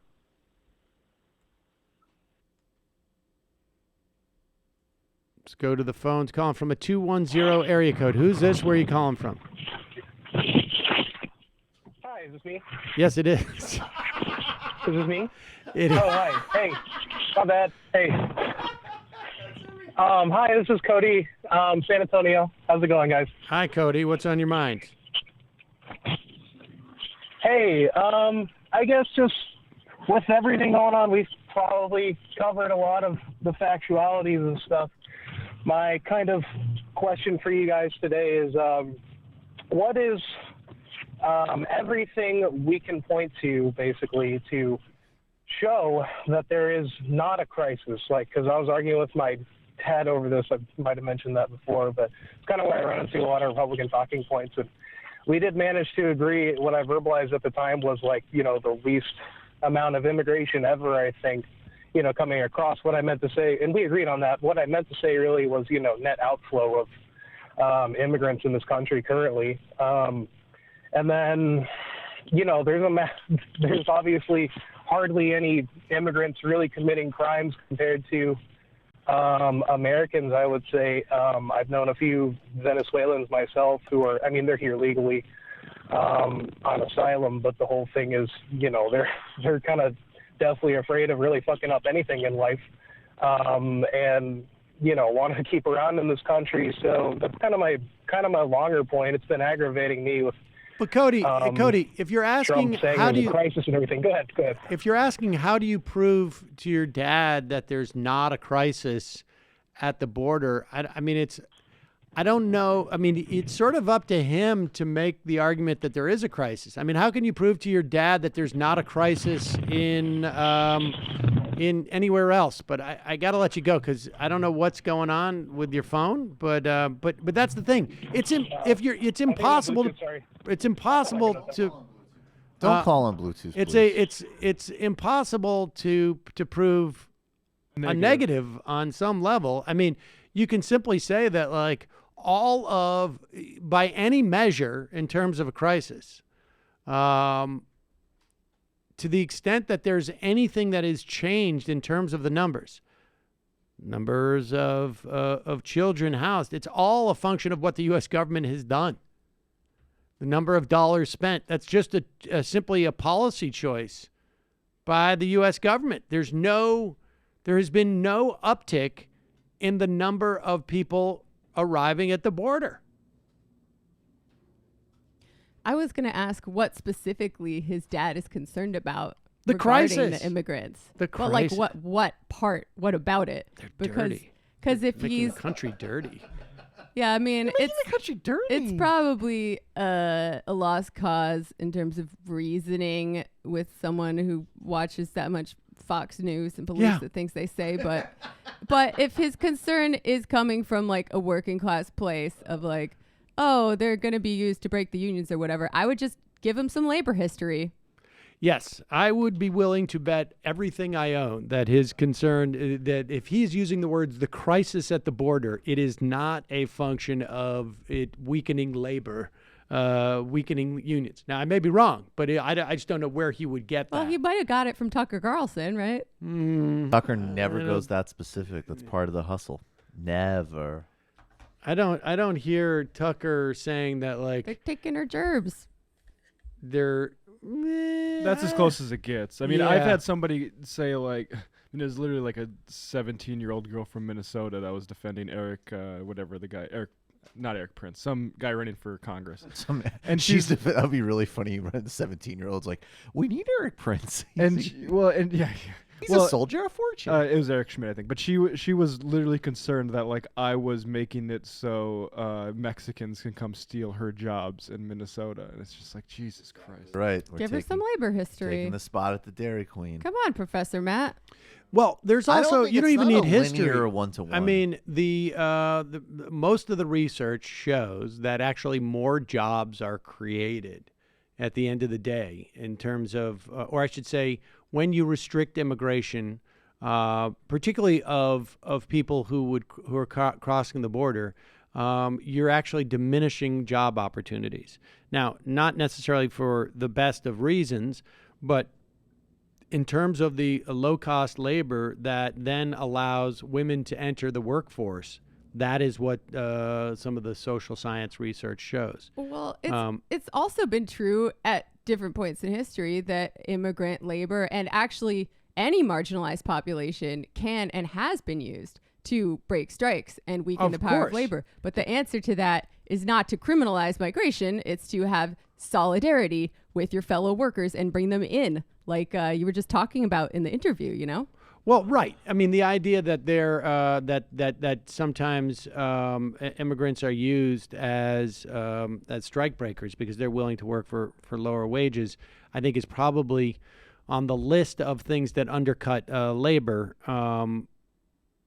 Not that high on the list, I would say. It would be my guess. I mean, maybe in localized instances. But broadly speaking, you can deal with that by making them citizens and giving them the same rights as everyone else so that they can't be so easily exploited. Yeah. Big business does not want open borders. That is a lie that Tucker Carlson and people like him like to tell you. No, they want immigrants to come here, but they want their status to be constantly in question so that they can exploit them. Or some type of guest worker thing where they can have like a substandard sort of a second tier of worker rights, essentially. Wasn't there Was a that the Bloomberg Bush plan? I thought I saw a plan in the past couple of years. Someone's like, we could all have help. Well, the part of the comprehensive immigration was, I think, like some type of like guest worker visa that was unclear what the rights were associated with it, and that was up for negotiation. And it was very appealing because it ran the board, right, from like low-end workers that you could really viciously exploit to also helping Silicon Valley out. Apparently, Silicon Valley used a lot of undocumented Oh, labor definitely. in more, menial ways. I think it would, and in more sophisticated. I wonder sometimes too if like it's unhelpful, like these big categories like the economy or even like immigration. There's so many different things going on, like in different facets of the economy, that it might be better to disaggregate it a little bit. Calling from a 208 area code. Who's this? Where are you calling from? Hey, this is Spencer from Boise. Spencer from Boise. What's on your mind? I am calling about, I don't know if you guys have touched on this or not, but I recently was watching YouTube and got exposed to the new round of Trump digital ads that are going out about the signed or the list of supporters that he has ordered brought to his desk for him to peruse.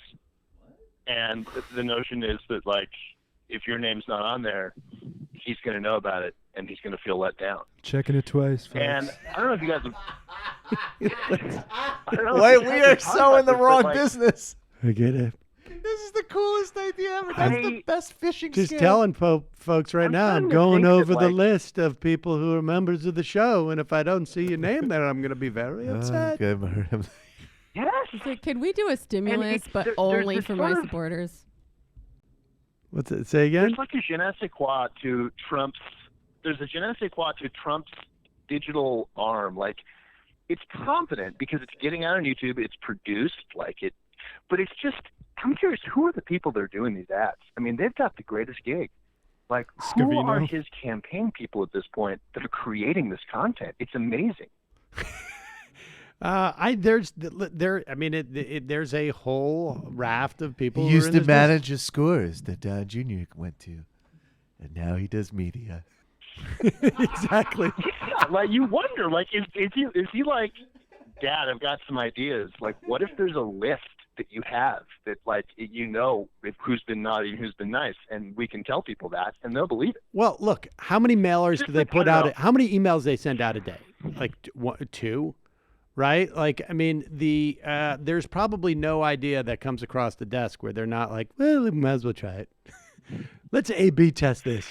I mean, that's basically what's going on. Also, I do want to tell you, do a West Coast swing for the live tour. Seattle would be a great, like, a lot of people can get there pretty cheap. That would be a ton of fun to see you guys live. Yeah, no, if we went to the West Coast, it would be probably Seattle, Portland, San Francisco, L.A., it seems to me. I'm there. Stay tuned. Appreciate the call. All right, thanks. During Hurricane Irma, Dan Scavino, the social media guy for Trump, had a good moment where he posted a video of purportedly of Miami International Airport flooding, and Miami International Airport had to say, this video is not from Miami International Airport, And he said, "Thank you. It was among hundreds of videos, pics I'm receiving re-Irma from public, trying to notify all I shared. Have deleted. Be safe." So that's the president's social media guy. Calling from a 347 area code. Who's this? Where are you calling from? My name is Ben. I'm calling from Far Rockaway. Ben from Far Rockaway. What's on your mind, Ben? First of all, just some disclosure. I'm an Orthodox Jew. So over the past couple of years, I've been more and more moving left politically. So, and you guys have been a big part of that. So thank you. Glad to hear it. So as I'm sure you would know, most Orthodox Jews tend to lean very heavily conservative. Yeah. And I'm pretty much surrounded by Trump supporters in my entire life. Thank God my wife is not one. But in daily life, I'm trying to kind of figure out the best way to handle it, because since I am, in their eyes, a leftist liberal cuck. Do they actually use that word? The best ways to handle that. Do they actually use that word? I've been called a cuck once. Wow. Once, but not by a family member. Oh, okay. But by an Orthodox? Someone I know. An Orthodox person? Everyone's Orthodox. Yeah. Life goal to be called a Orthodox cuck person. by an That's pretty Orthodox Jew. That sounds amazing. I'm sorry that you actually live it. I worked hard for that one. I worked hard for that one. But I have a friend who he's very conservative, libertarian, the whole nine yards. Oof. Wants to do a podcast with me where it's the liberal versus the conservative. And I'm not sure. Yeah, wait a second. So you're both Orthodox. Now, wait a second. So you live in an Orthodox community. Are you do you live? Are you Hasidic, or I mean, how? No. Okay, so. Yeah, modern, but like I'm still Orthodox, and you know, daven, all that. Okay, all right. So I don't know if I have a responsibility to kind of try and point people in that direction too, because I'm lucky to have found it. But at the same time, should I not? It's kind of just something because the libertarian you're talking about is also Orthodox. Is that right? Yeah, everyone in this discussion is Orthodox. So, how much I mean, you're at one point. It's conceivable to me that you're going to run up against some a lot of tension. I mean, Oh yeah. I mean, this is like it's like I don't know if you serialize The Chosen on some level, right? Like you know what I'm talking about, right? The Robbie Benson, Chaim Potek, the book. And okay. I mean, look, I think you're gonna you're gonna end up I mean, you could do it, and I think at the very least you could do this, and you could do it as a podcast, and at the very least you could, I'm playing a character. I'm playing this guy. I'm doing it on the show. And that might give you the opportunity to sort of, espouse your views, get them out there, and do it in a way that gives you a little bit of arm's length and maybe protection in the context of your community. I mean, because I think like most of the people who are listening don't really have a strong sense of, on some level, you don't have a lot of social options in the context of your world without having to go out of an entire, you'd have to make a much bigger decision to find yourself surrounded by people who, or even, partially by people who don't subscribe to these views. But at the same time, you don't want to go around, feeling like you're some type of, deep cover or something. And so maybe doing a podcast gives you the opportunity to make it like, to play it off like, hey, it's a bit of a performance, and I'm pretending to be a cuck. Right. Exactly. And, you could argue it's in some type of like Midrashic tradition, Rabbi. I'm playing the divine clown who thinks Palestinians are human. Isn't this hilarious? that is a big issue for a lot of the people I know. They're like, so what's your thoughts on Israel-Palestine? I'm like, look over there. I'm going to go over here. Right. I What mean, about- you could just like I have a vote on this. I mean, can't my you make vote up- is that Sam is third mic on this show. Right. This Can't you sounds make like up the a most- couple of like different like fake quotes from Rabbi Akiva Yavna that look, you know, if you had the opportunity, Rabbi Akiva says, like not everybody's going to know everything he said, right?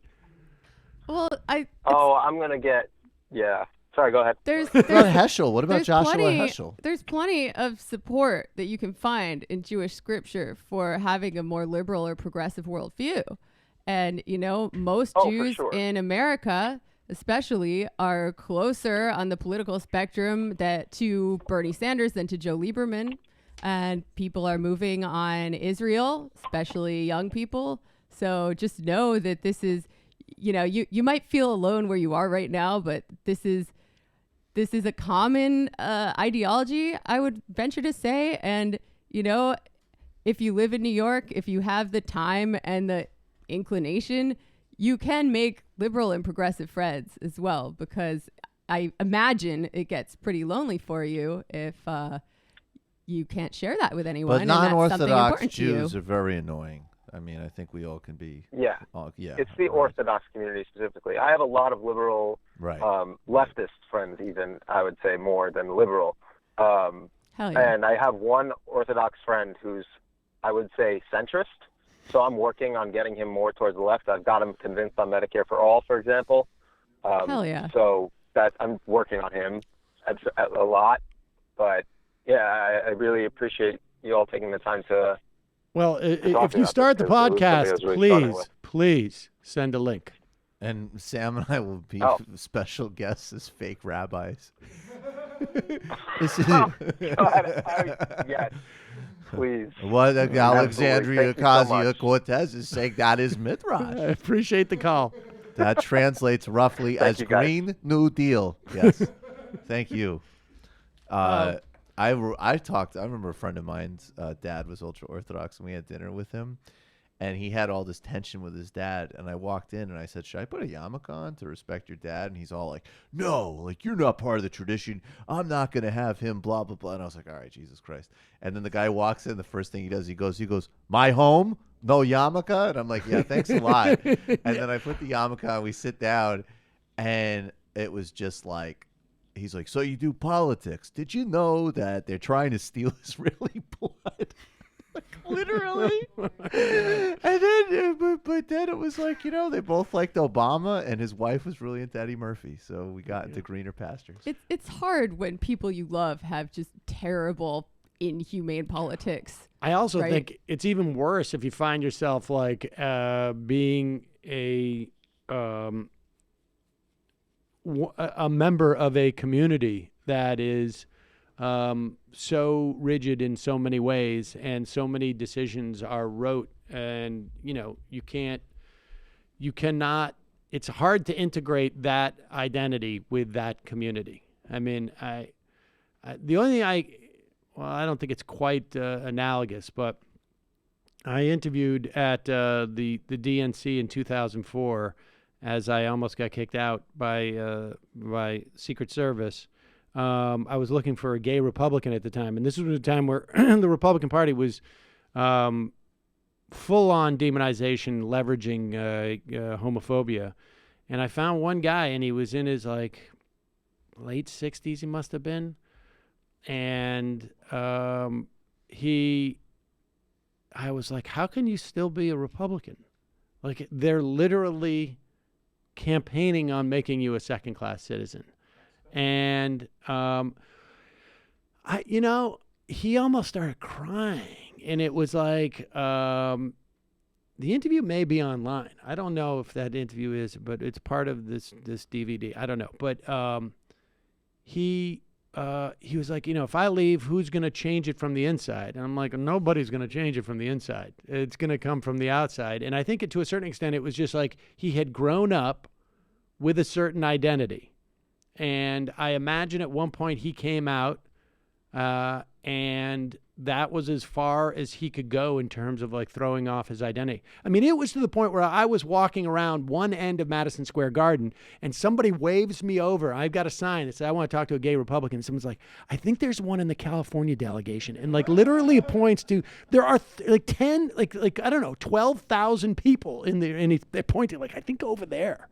And I thought you were going to say somebody pointed to Mike Pence. Right. No, and I think it was, I think it was one of those things where it's like, I'm going to throw off this part of my identity, or I'm going to change, but I got to maintain with white knuckles this part of my identity, or I'm going to be a loss. So it's very difficult, I think, when you're really in sad, it was very sad. Well, like that Breitbart writer, kind of a similar right? thing.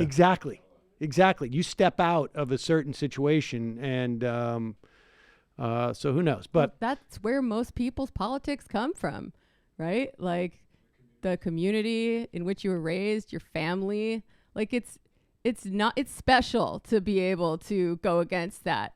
Oh, absolutely. Once you grow up and you realize, and it's so hard. Like I have a friend whose whole family is Trump supporters, and she loves them and she thinks they're good people. So she'll never stop trying to talk them out of it or humanize these issues because she wants them to be better than that, and she knows that they can be. I mean, the difference in this situation is that it's not just his family. I mean, it's the vast majority. When you're that Orthodox, it's your social network is built around that identity. That would be tough. I really wonder please call in again, because I'd really like if Sam could ask you how your politics shifted, how you found this stuff would be interesting.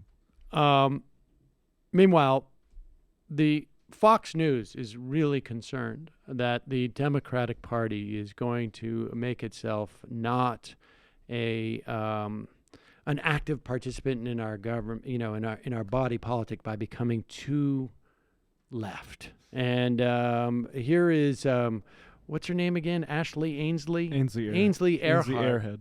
Ashley Earhead. She's talking. Who is this guy that she's talking to? We can't figure out who he is. Just old tall socks, short, and he kind of looks he's like Price Waterhouse. He looks. Oh, is he Price? What? He looks the Monopoly guy. He looks like Price, actually. What was the health secretary that had to resign?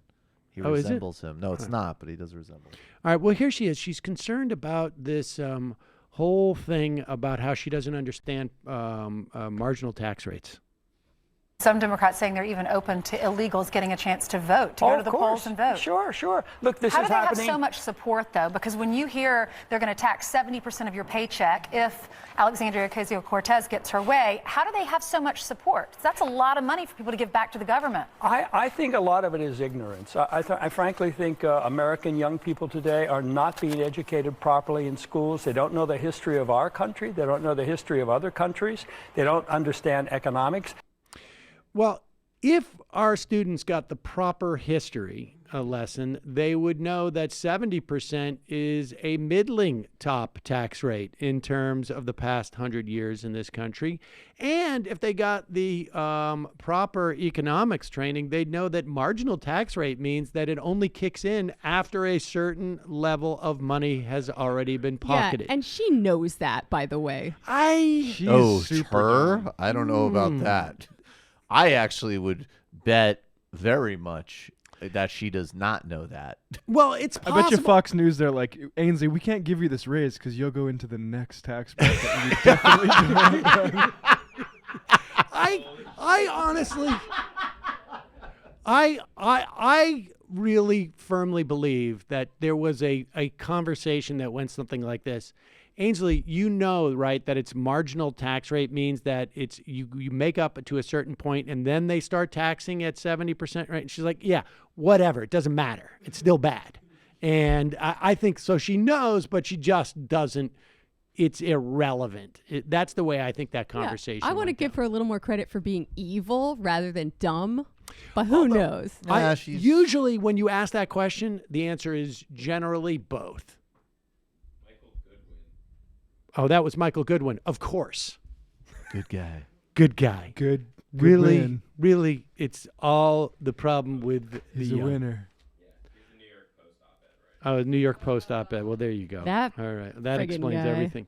New You know, York Post op-ed writer. when you're Fox and you want to find out if something is legal, the best place to go is to go to the guy who said that torture was legal. And frankly, this is why, and he's still at Stanford. Is he still at Stanford? This is why it's so reprehensible that Stanford Law would hire this guy, because it gives credibility to him and therefore his legal opinions that the American government can torture. Oh, he's at the think tank at the Hoover Institute. But nevertheless, this is the problem with universities associating themselves with this. And here's Dana Perino, also equally implicated in that torture regime. She was the spokesperson for the Bush administration during that time. It's like a reunion of sorts. Here's the Daily Briefing with Dana Perino. Is a former Deputy Assistant Attorney General, one of our best legal minds that we have on the show, and I'm curious how you see this I believe that. National emergency. Do you think the president has the legal authority to do it for this issue? Dana, I think the question that many people are fighting about is the policy, but I think on legality, President Trump is on solid ground. You think about it, as we've talked about on the show before, the whole purpose of having a president, the reason the founders created it, was that some branch of government could respond quickly, decisively, swiftly to emergencies and crises. So no court has ever overturned a presidential finding of a national emergency, and presidents have long done it since Thomas Jefferson to Abraham Lincoln. Pause it. Now, you see the problem here. First off, of course, the guy thinks that the president has the right to build a wall. He thinks the president has the right to torture people. But you see the little problem here in what he's saying. The idea that the president has the right to respond to national emergencies, if it is completely, as he's suggesting here, beyond question, not just the right to respond to national emergency, but the right to deem anything a national emergency, then there is nothing the president can't do. This is, and I should say that you is a professor at Berkeley School of Law, not Stanford. Sorry, but that was Cheney's view of the presidency, right? Well, I mean, I mean, arguably as a theory of a unitary executive, but the idea that you can't even question, like, there's two parts of this, right? There is the president has total right to respond to a national emergency. And then the other is, what's the definition of a total emergency or national emergency? And if you have no definition for national emergency, except for the president deeming that one is, then there is no definition of a national emergency. The word means nothing. The word national and the word emergency has no meaning in this context, because if no one can adjudicate that question, there is no limiting principle, as they say. He knows it when he sees it, okay? Exactly. You just got to trust him. Is you the kind of guy who would be consistent through Democratic administrations on these questions, or is he like a party hack?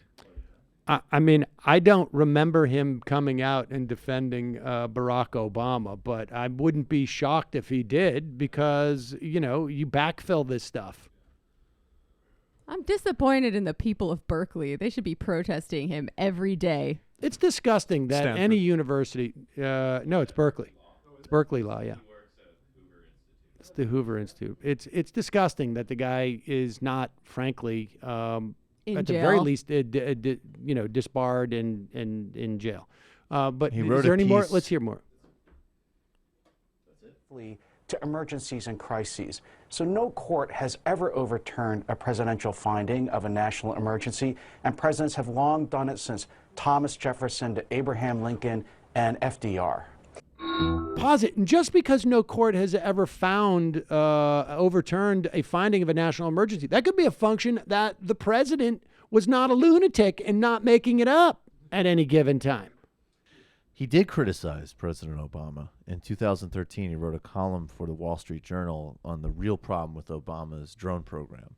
And I'll just quote from it briefly. Despite the hue and cry, Obama hasn't issued Americans 007s a license to kill.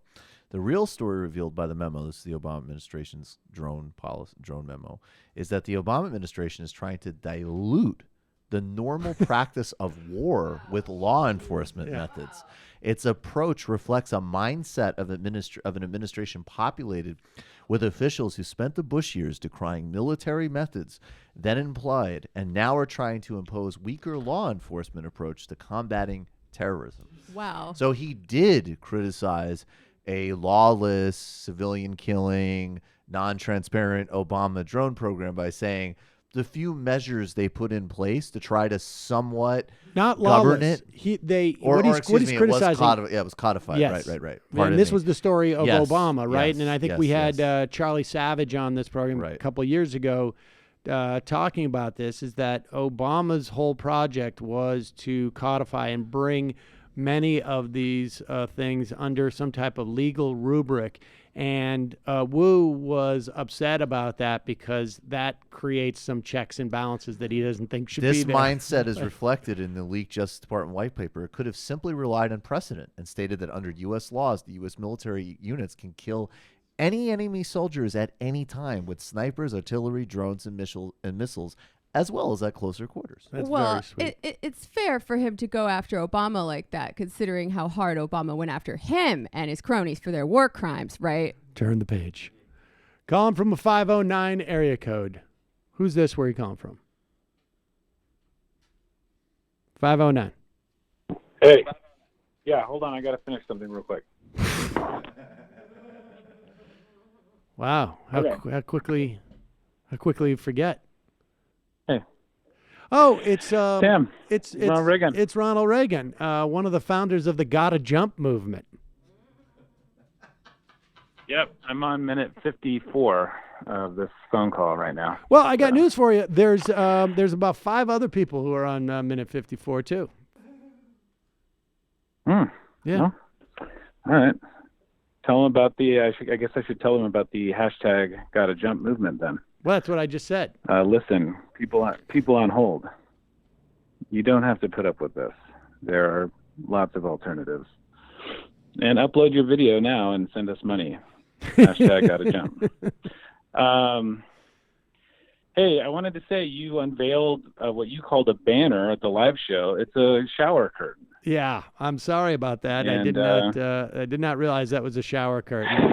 But we will put that in the description when we ultimately release the video. We will definitely put a link to where you can get your own shower curtain of that ilk. We regret the error.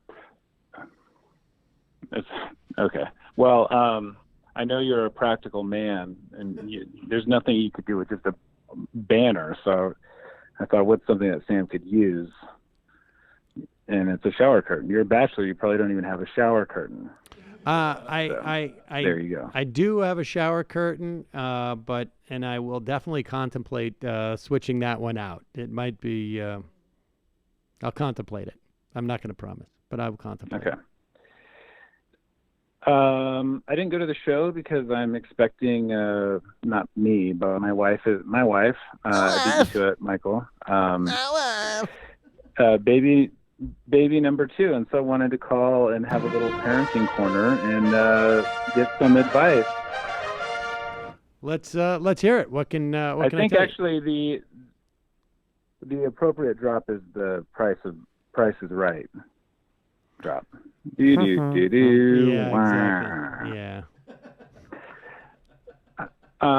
So let's hear it. I mean, how exactly is my life going to be ruined in the coming days or weeks? You remember how your life Be was specific. Okay. You remember how your life was shattered when your first child was born, and all the pieces fell to the floor, and then you just slowly tried to put them back together to create some semblance of what your life was like. I mean, it's sort of like you take something that is like an ice sculpture, and you smash it with a hammer, and then you try and piece it back together. You can pile the ice up, but it's not going to be the same sculpture.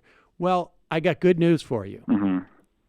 your life is already destroyed. Okay. And so you're not going to go through the same sort of like feeling of loss that your life is Right. destroyed. It's just going to be just slightly more stressful. Right. That's great. Now, That's good to hear. Now, how old your first child is what now? Like a 3 or 4? She's 2.5, Really? going on 3. Okay. All right. So Yeah. 3. So she's going to be unable to help you with the baby. And she's just going to have In any tremendous meaningful way. resent. Right. Yeah. So that's going to be great. I would say you got about 6 years. Things will open up, ease up for you in about 6 years. Okay. Right on.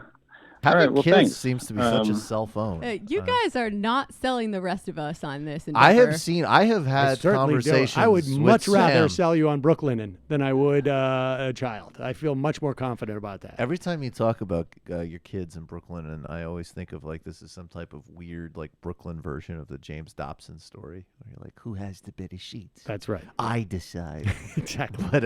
But I've literally you've been in the office and looked at like Matt and I and said really sincerely like, don't have children. I didn't say that. I said, but I look, if you have one, you might as well have 2. That's the only thing I can tell you. And you were smart to group them at least somewhat together because, I've been through now almost 12 years of a child under the age of 6, and Saul is turning. Mm-hmm. Saul is turning 6 very shortly, and that's a big difference. Like, in fact, Saul, forgive me if you ever are aware of this in the future.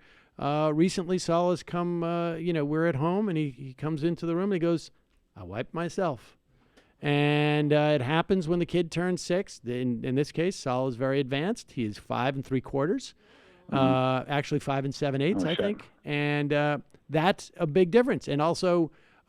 When he says, like, I'm thirsty. Okay, go get yourself a drink, buddy. And this is great. You find yourself, like, within like an extra hour or 2 a day. So all that ass wiping takes some time, I guess. I mean, it does because you got to, like, stand out in front of the bathroom and you got to be on call. And, yeah, believe me, it's... Wow. It's kids are a time suck, but they're wonderful, aren't they? I really do love my daughter very much. Right. She's great. Of course. But you made the mistake of practically getting to the point of having your sculpture reconstructed. I mean, you were like right there. Exactly. And then you had number 2. That was your mistake. Mine is still, I mean, it's all over the floor still. So. Right. Exactly. That was smart. Now, do you know the gender of the child who's about to be born? It's also going to be a girl. So. Oh, well, that's going to be great because they're going to fight like cats and dogs. Yeah. And so you're going to have that to go for. But here's the upside: you don't have to buy the second one any new clothes. Oh, exactly. Maybe. Trust me. Hey, Seems on a the little other off. on the other Really? upside, we saved all of Mila's stuff for Saul and like all his toys. Yeah. Oh well, toys, but I mean clothes. Maybe you could. Well, I would have get them definitely some done it fresh for toys. clothes. Saul, Okay. All right. I don't All know right, if guys. Saul's ever worn any new clothes except for those that he got from his grandparents. Everything else has been hand-me-downs from friends. Because the kids, they wear them for like 15 minutes and they grow out of them. And hey, on the other upside, on the ass wiping tip, maybe someday he'll return the favor. That's true. That's why people have kids, right? Yep. Gross. You got that? Pretty much. Hey, as your sort of like, I'm changing topics now. As your sort of personal 2020 Dick Morris, right? I wanted to let you know you got to keep your fucking friends out of the news. Louis C.K. Janine was trending on Twitter the other day, and it's like, just, tell them to go away. To chill? Okay. For a few years. Well, I understand. I can't be seen in photos with them right now, but no, I understand. And I'm sure they would totally listen to you. I think you need to, of course. I think you need to pick a lane either between totally denouncing all of them or just, Louis, hey, man, You know, it was the 90s and everyone was doing it. Everybody who hasn't masturbated into an office plant, let's be honest, you just go all in. But you got to pick one or the other. I think so you're confusing stories. I don't think he masturbated into Yeah, that was Harvey Weinstein. Oh, really? Well, okay. Yeah, he just masturbated in front of people without maybe all the consent that he needed to have in that moment. Just straight to camera, I give a full-throated defense of Louis, and I'll run it by the focus group later. That would be great. Yeah, I probably won't do that right now, but I do appreciate the call and the advice. I know that you have some toe sucking to do right now as my 2020 Dick Morris, so I will let you go. You never know who's on the other line with what the heck? You tell him to put that hog away. I don't know what that means either. Let's go to the IMs. I love Sarah Palin. Hey, Sam, next time you're on Hayes' show, can you explain the difference between a 2,000-mile wall and a 700 miles of fencing included in the Secure Fence Act? The right has been floating this new talking point all week unopposed. I'm not 100% sure I know what you're referring to. Send us a link about that. I have a compromise plan to end the shutdown. Instead of building the wall, can Democrats just agree to give Trump Organization $200 million in direct payment and build 3 monuments to put on the border? One for Columbus, one for Nathan Bedford Forrest, and the last one for someone who did war crimes during the Mexican-American War, because that's what it's really about. Disco Stew, can we all agree now that the basic premise of the Steele dossier is true, that Donald Trump is, whether wittingly or unwittingly, beholden to Russia? It's the biggest political story of our generation and bigger than Watergate. Time to start treating it that way and question the people who spent years downplaying it. P.S. When is the live show podcast going to drop for members? Not sure about that last part. We'll let you know soon. Brock from Virginia, live show was great yesterday. I'd love to hear some of y'all's creative rebranding the word taxes for your 2020 libertarian debates. Recurring social investment, weekly societal subscription fee. Those are all good. We will test those, of course, with focus groups. Secret identity politics. Tulsi Gabbard's policy platform seems to be tailor-made for STEM nerds and people who are into ideas. She combines the Islamic terrorism stuff and military pedigree with a few policies that are outside the mainstream, just enough to get that coveted Joe Rogan crowd. She's never going to have a substantial critique of capitalism, and she's hot. I imagine men who think they know about public policy because they can code or fix an air conditioner would love her. As a person with a conservative Christian family, it's easier to think that you're related to mediocre people than to think they're good people who just don't think Palestine should exist. Winnipeg Craig, I missed the live show. Any chance you'll do one next weekend? Thanks for the IM.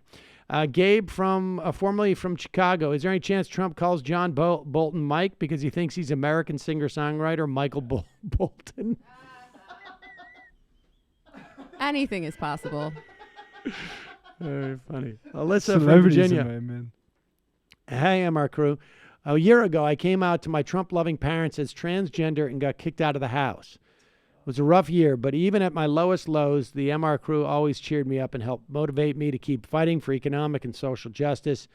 I just wanted to thank you all for what you do every week. I look forward to seeing what you all do on 2019. Left is best. Thank you, Alyssa. Really appreciate that. And hearts go out to you. I'm sorry your parents are can't deal, but maybe over time. But I mean, you know better than us, I think, in that regard. But thanks for listening. We appreciate it. Adam Cokehead, I had so much fun yesterday at your Brooklyn show. Really appreciate everything you guys do. Also, Sam, you're much more handsome in real life. My girlfriend's tired of hearing me gush about you, and it'll probably go up. Okay. Is that a cuck joke? I think something was happening there. Mo Brains, Dan Bongo's lemonade recipe must be a hit at the White House. JJ Cool, how do Republicans take Trump's patronizing disses and just smile? Is it really worth it to trade every bit of your dignity and self-respect for cash? Thanks, Steve. That's the job. Yeah, that's their job, right? MJ, God, I hope Bernie runs because we have done enough opposition research against Warren for Harris to coast to a nomination. Jonathan Armstead, Sam, here's something to bring up in your next libertarian debate. The government shutdown is wreaking havoc on updating GPS data. GPS data is cultivated from a public-private partnership. NOAA, for instance, bundles this all together to update GPS data. With the shutdown, many workers who can't work on this data are at home making maps out of date. Private companies can't make up for it because they, as a rule, don't share this info with one another. So even if the roads were built by companies wanting people to get stuff, another company would prevent you from finding out how to get there. The Atlantic did a good article on this. Oh, that's interesting. I'll check that out. Yeah, but then there would be competition. I bet there'd be an even better GPS. Then you'll have maybe another map quest, and you'll have different kinds, and whichever you can just have different maps and see which one gets you there best. MapQuest and Waze and blah blah blah. And if you end up going down the wrong road and dying in some type of like frozen situation, then you know next time don't use that map. Just don't do it in the Rockies. Just stay away from the Rocky Mountains. Then your family can write a Yelp review and no one else will use that. Senator Pug, of course it rained the heaviest it has have in a while in L.A. today for the start of the teachers' strike. Still, as a member of the film industry union, I joined the teachers this morning on the picket line for solidarity. Good for you. Hell yeah. Despite the downpour, there was a good showing by the teachers. They are committed, and the amount of enthusiastic honking cars drove by was encouraging. Here is some footage of those teachers striking in L.A., and the interesting thing is that because of some moves by the district officials in the LA school district, based upon improved funding for schools by Gavin Newsom, they've been able to provide a permanent full-time nurse for every elementary school. That's their offer, which is sort of shocking that that's not there already at elementary schools. They're also getting valuable on-the-job experience by nursing each other. Indeed, right. This is like think of it as like a work-learn environment. Every secondary school would get a librarian, which is also sort of shocking that you don't have a librarian it's like at a these list schools. of things They just that make the gym teacher do it after he teaches health class. And I mean, those are the two big sweeteners, not to mention a slight raise. But here's the problem. All of this increased staffing only guaranteed for, guess how many years? 1 year. And no deal. Well, that's why they're striking. And here's some of those teachers marching right now. Estamos en la lucha. Estamos en la lucha. Stand up, fight back. Stand up, fight back. Students' rights are under attack. What do we do? Stand up, fight back. When students' rights are under attack, what do we do? Stand up, fight back. So there they are. And obviously, I mean, a big part of this is wanting a better teaching environment, which is basically they want better services for their students. This is so important. And I just like to, because we talk about that sort of that wave, like Occupy Wall Street, Black Lives Matter, and Bernie Sanders' campaign as sort of these three galvanizing forces, I think, behind what opened the left and the sort of modern iteration. And I would definitely add, and you were super on top of this, the Chicago teachers strike as being right up there. I mean, it was obviously it's a city. It wasn't a national movement in the same way as those other three things. But it got a lot of national attention. Yeah, because it reset. And it also, that also was a really brave, before it was just so commonplace to, even just acknowledge that there's different politics inside the Democratic Party and critique the Obamas when they need to be critiqued, but obviously, well, of course, the Roms. I mean, Rom was obviously always easier to critique than Obama because he's so unlikable. But and Arnie Duncan, who was Obama's point man and came from Chicago and was the architect, Secretary of Education in both in the Obama government, but also in Chicago. So the courage of that movement set, and now we see all of these teacher strikes in the red states, and now going over LA, like. they were both at the front lines of being delegitimizing the state and the sort of like conservative backlash, I think, if we look at the history of it. And now they're leading the way in the, reaffirmation of what we actually need to do. Yeah, well, according to Jonathan Chait, they are lazy and need to be defeated. Yeah, Jonathan Chait is obviously. Do you think Jonathan? I'm going to save this for tomorrow because I want more time to talk about this Jonathan Chait piece. I wish you could tee off on that for 20 2 minutes. Chait on that one. No, I know. You should tee off on I want 20 minutes on it tomorrow. Yeah, you should take 20. Because it's also like... How many periods do you think you could last as a public school teacher? Like, I'm not talking days, like literally periods. It is so... his piece is so... It almost like my first thought was honestly, and I'll talk more about this tomorrow, but my first thought was like, this is a false flag. You know what my first thought was? It's a false flag thing. This is somehow the Warren people got to him and like, please write this. Please write this because we need... Exactly. Yeah, this is, she's been not having the greatest rollout, and if you could write an absolutely moronic... Yeah, right, exactly. If you could write we need to capture 3/4 of the Democratic Party. Please write this.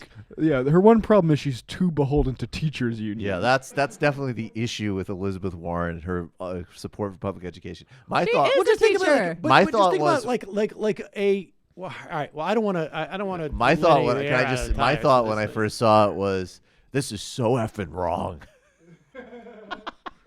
My thought was his wife is a charter school administrator. Well, so yes, that makes total sense. That cat's been out of the bag for a while. Also, he's paid to have bad opinions, so of course he has this bad opinion. It's so disingenuous, and it's based upon research that is, while legitimate, is so narrow in its focus. The perspective on this is just it is shocking to me. And then to basically build a story around the medical device. All right, look. Hey, man. This is just a preview. Okay. This is a preview. You're going to do 20 minutes tomorrow. Deep breath, deep breath, deep breath.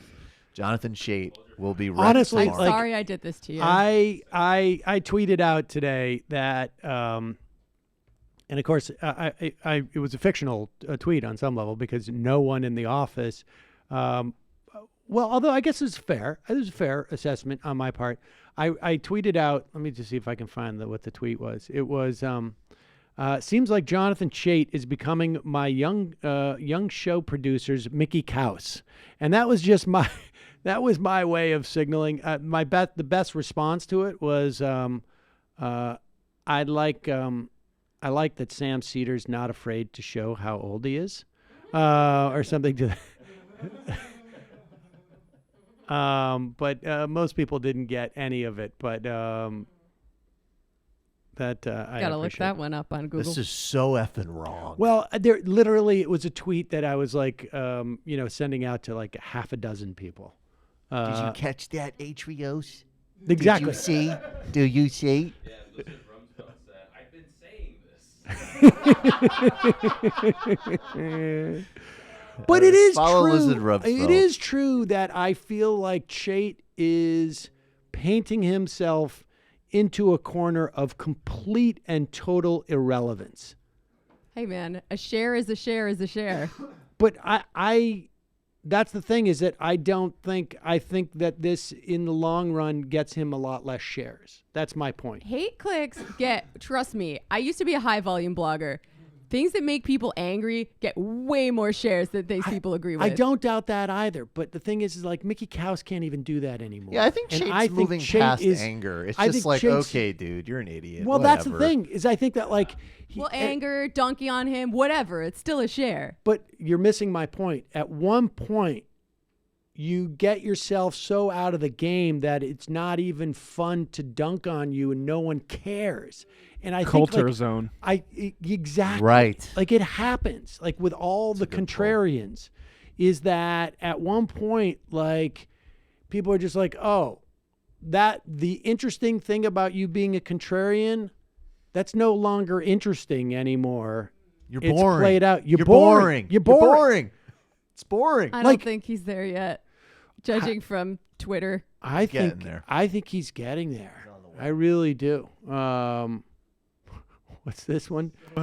This is just the interaction I saw on Twitter about a week ago. So basically, Joel D. Anderson, I can't remember where he's at now. He's still at BuzzFeed? No, it looks like ESPN now. Oh, okay. So he wrote our original tweet we can go to. Basically, this is Joel Anderson. People love practice humility, especially from black athletes, which is why you saw so many people sharing that clip of MJ yesterday. Also, people are suckers and love plantation politics as sports, so they prefer athletes who operate within the system and not outside of it. Chait goes into his replies. So, do you think an appreciation for humility from athletes is inherently racist? For what it's worth, I loved LeBron James and had always despised Ainge. Now, the problem Joel had with him is because apparently this is the second time Chait's ever replied to him, and both times has been sort of concerned trolling about racist questions. So Joel Anderson says, "You always seem to holler when you get hit, my dude." Yeah. I just think that Chait is far less relevant than he was when he was doing this shtick 10 years ago. And I think I don't people just broadly don't comment on him anymore. On Twitter, you see it, but Chait's, I don't think it's happening for him much longer. I really don't. I hope you're right, but it has been fun in the meantime.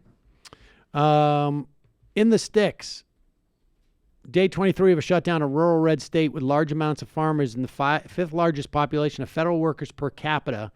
This is getting ridiculous, and we have a senator and congressman who are millionaires. You just don't get what this is doing. We also have 7 tribal nations with IHS shut down in the middle of winter, where a big hospital can be hours away.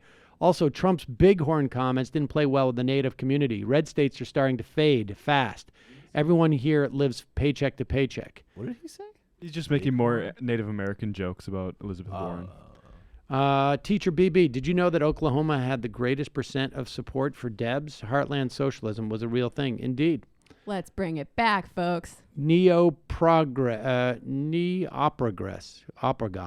Totally agree with Michael that the economy is too broad and vague a term to be meaningful. Whose economy? Snowflake, people are saying the DNC is supporting Castro Gabbard 2020. Colin from Nebraska. Where would the Midwest tour go? LOL. Chicago, Minnesota, Chicago. Yeah. Milwaukee, maybe. Come to Portland, Oregon. We have data as to where our listeners are to a certain extent, and largely a lot of it follows where, frankly, we had big audiences from Air America. And I think that's probably more of a coincidence. I think, in Portland, my morning show would replay at 7 p.m. at night and was the third largest listened to station at that time. And the other two were music. So Portland, I would definitely hit. About Wisconsin, there must be a lot in Wisconsin, right? Madison, we used to have a pretty strong. We go to. If we were going to go, in the Midwest, like Madison, Twin Cities, and Chicago, and. Can we go to Omaha? I want to say hi to Brett from Rev Left Radio. I like him. And his 10 Maoist friends who also live in Omaha. I have a feeling Omaha would be tough to sell out unless it was a very small venue. Scott from California. Elon Musk laid off 10% of SpaceX workers via email over the weekend to appease potential investors. Disgusting. Colleen, I just want to thank the man from Philly, if I recall correctly, for talking with me. I'm socially awkward and don't bring all that much new to the table when it comes to conversation. Thank you again. P.S. On an unrelated note, the Daily Beast is reporting the end of the era of Pajama Boy is back and in the White House. Punch Dog. Wu is sociopathic, and if everything is a natural emergency, then exactly. Then nothing is. Veron Callet. I'm disappointed in the people of Berkeley, too. I go to school there. It's a neoliberal neocon hell. All Hoover right. is Stanford, though. No, dude. Somebody else has corrected me. He works at Hoover and he's a professor at Berkeley. I believe Brendan. Hoover is Stanford. All right. That's all I'm saying. I only got time for one more call, and there's literally half a dozen people who've been on since for over 80 minutes or so. We'll do this one. Last caller of the day. You calling from a 787 area code. Who's this? Where are you calling from? Hello? Hello? Yes. My name is Daniel. I'm calling from Puerto Rico. Daniel from Puerto Rico. What's on your mind? Thank you for picking me. I was crossing my fingers. First time calling. I'm very thankful for what the show does. I'm listening from Puerto Rico. I don't know if you have many Puerto Rican viewers. I don't know if they ever sound off. Not too many, if I recall correctly, at least in terms of folks who have called in. Tell us what's going on there. Well, right now, really important thing that's happening on Wednesday. You're gonna have to forgive me. I'm kind of going through that adrenaline rush of talking on the phone to someone. On Wednesday, the court over here is going to be signing a law that is being heavily promoted, heavily tied to the Hamilton wave of tourism.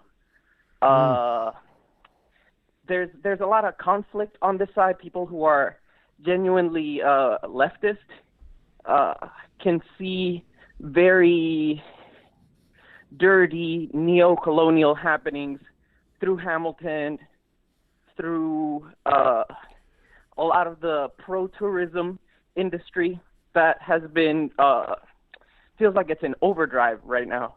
So just explain to people what you mean by Hamilton.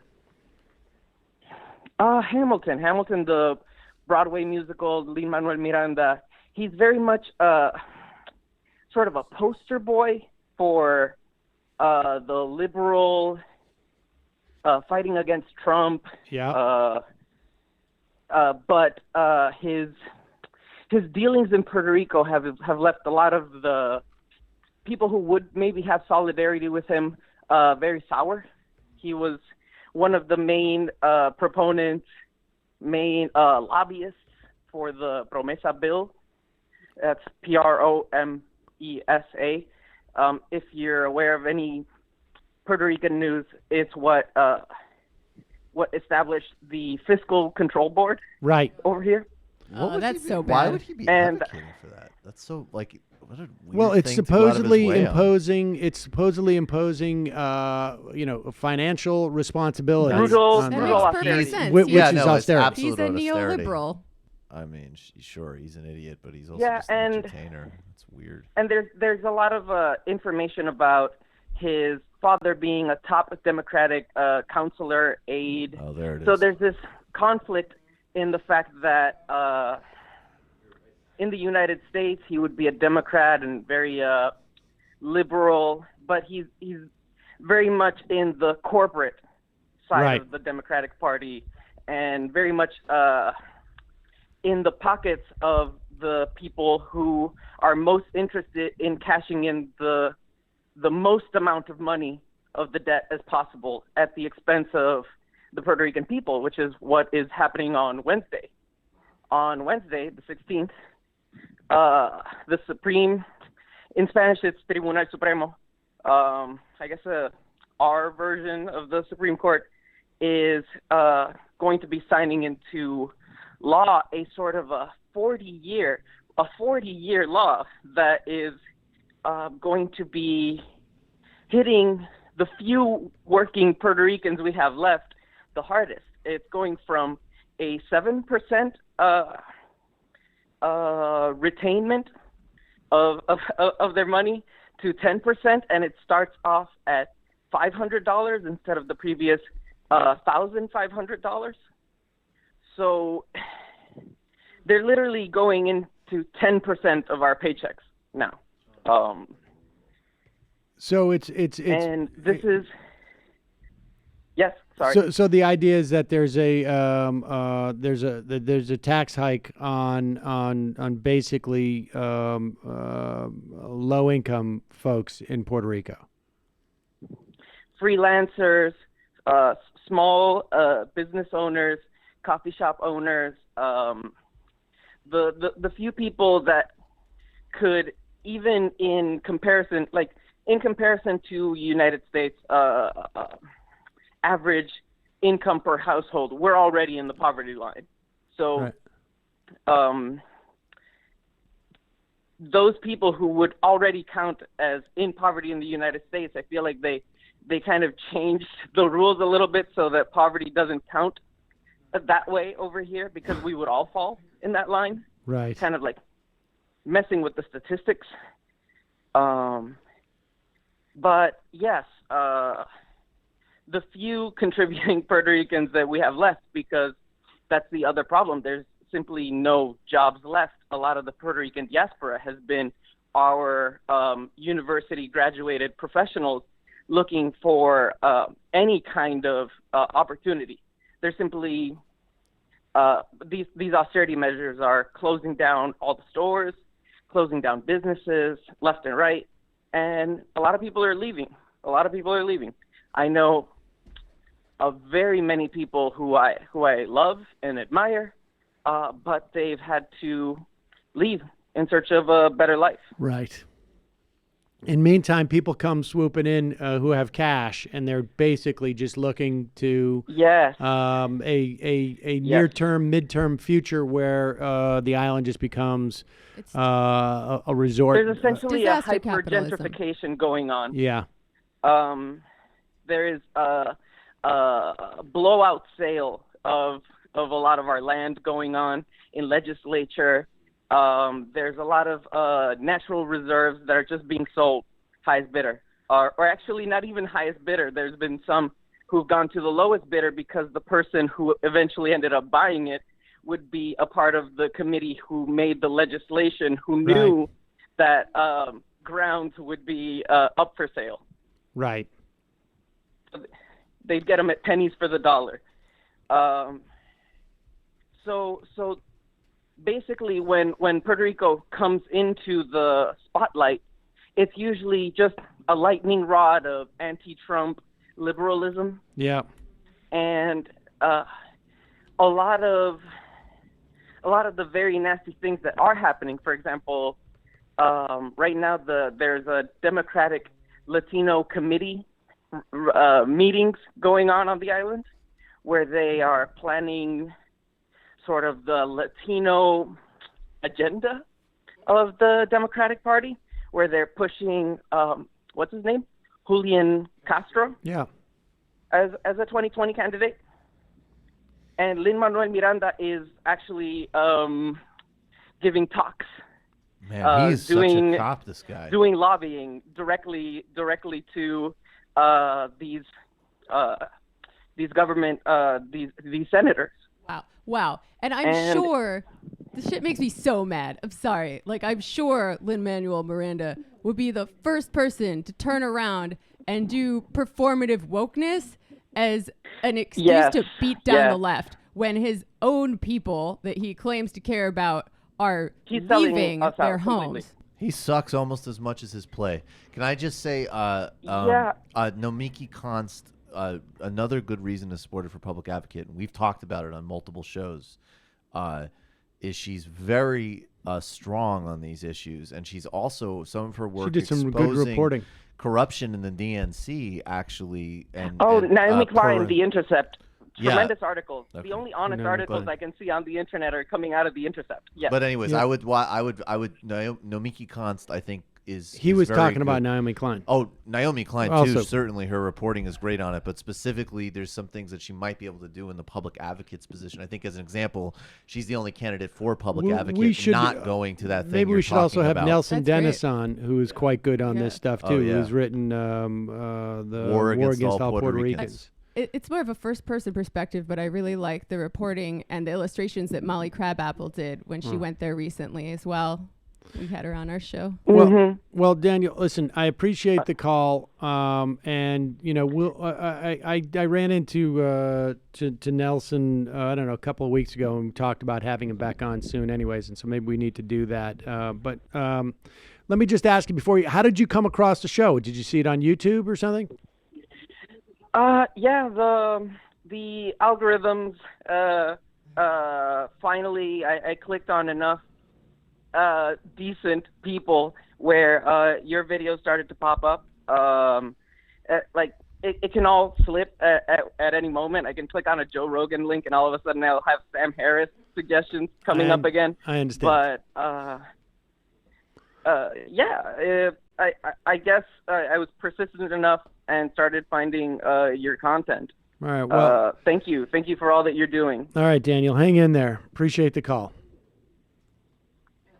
All right, makes me folks. so mad. It's really So horrible mad. to see what's going on there.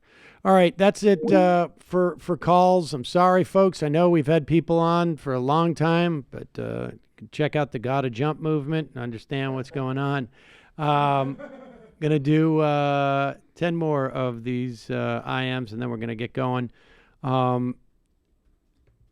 Jay Tingle. You just called him woo, did I? You. Disingenuous pro-war jerks are going to make hay by calling attention to the 2006 Secure Fencing Act that some Democratic representatives voting for, but it applied only to federal land on the border. In case you were wondering who you called woo, it was you. Right. Immortal, a technique has got to resume bullying Lin-Manuel Miranda as quickly as possible. Definitely. I'll look into that secure. I've been saying for a while Hamilton was a psyop. I shared your theory on the sit-down with Mike Racine, actually, yes. I mean, you never know if culture is a reflection of the dominant ideology or if it's like actively being engineered to reinforce it. And with Hamilton, it really seems like the second. Well, so when the culture makers' parents are in the State Department, you start to ask questions. Yeah. Stoller was on top of that, had a problem with the Hamilton stuff very early on. Sam's Tinder profile. Hey, girl, did you know that you can spend 1/3 of your life in your sheets? Swipe left if you want to get that up to 1/2. Bates freshman. Hope one more strong progressive comes into the race. The media are going relentlessly slander Warren and Sanders. Sherrod Brown, maybe? Yeah, Brown, I think, is going to enter the race. Lazy Taco. USA Today is reporting Rand Paul is traveling to Canada for hernia surgery. Is that true? Yeah, it is. Wow. I'm braving the dangers of Canadian medicine because my neighbor kicked my ass. Yakima Sun King. I hope you, when you open your online merch store, it will include the Majority Report shower curtain as well as the literary hangover toilet seat and Fenton hates Brendan tour jacket. Wow. That's the Fenton Muley call a shout out. Keenan 3754. Ben Shapiro just tweeted his hourly reminder that he doesn't care about AOC. These people are ridiculous. We need more content mocking them. Yeah, he definitely didn't think about her while Christ-debating 10 times in a row last night. Definitely look up Jesus Nice with the Ben. She's not going to F you tweet. Kanye West. I never really learned how to wipe. Producer Lauren. Don't forget the Chicago Teachers Union went on strike against Obama. Yes, that came up. Also, check this out. 5 Jewish things to know about likely U.S. candidate Kamala Harris. Well, What are they? I don't know. We'll read tomorrow. TMBS is my jam. Will the show make a stop in Old North State during the tour? And what will Sandy Hook families do now that a court has given them access to internal documents at InfoWars? Should be interesting. Hail Satan, come to Portland, Maine. Big smile. Anthony Scaramucci is going to be on the next season of Big Brother. Discuss. I heard that. Watch Big Brother for the first time. Denver Dave, come to Denver, please. I love Sam Seder. How about a trip to the Southeast? I can't be the only fan in Charlotte, North Carolina. Rom-commy one, Chate's done. He just doesn't know it yet. You don't come back from a bofa of that magnitude. He's been on his feet for months. And the final the second one, Nick DC Toronto has a world-famous private hernia clinic. Still, it's supported by the Canadian medical system. And the final IM of the day.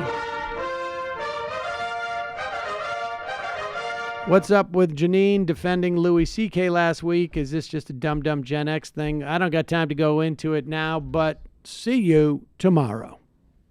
It might take all the strength I got to get to where I want, but I know somehow I'm gonna get there.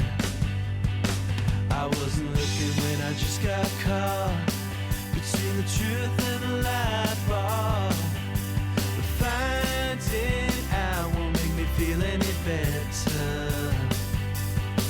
Yeah, I know the clock is ticking, but the meds are gonna kick in, and my pilot light shining bright. I guess somewhere the choice was made for the option where you don't get paid, for the road that bends before it finally breaks you. I guess I'm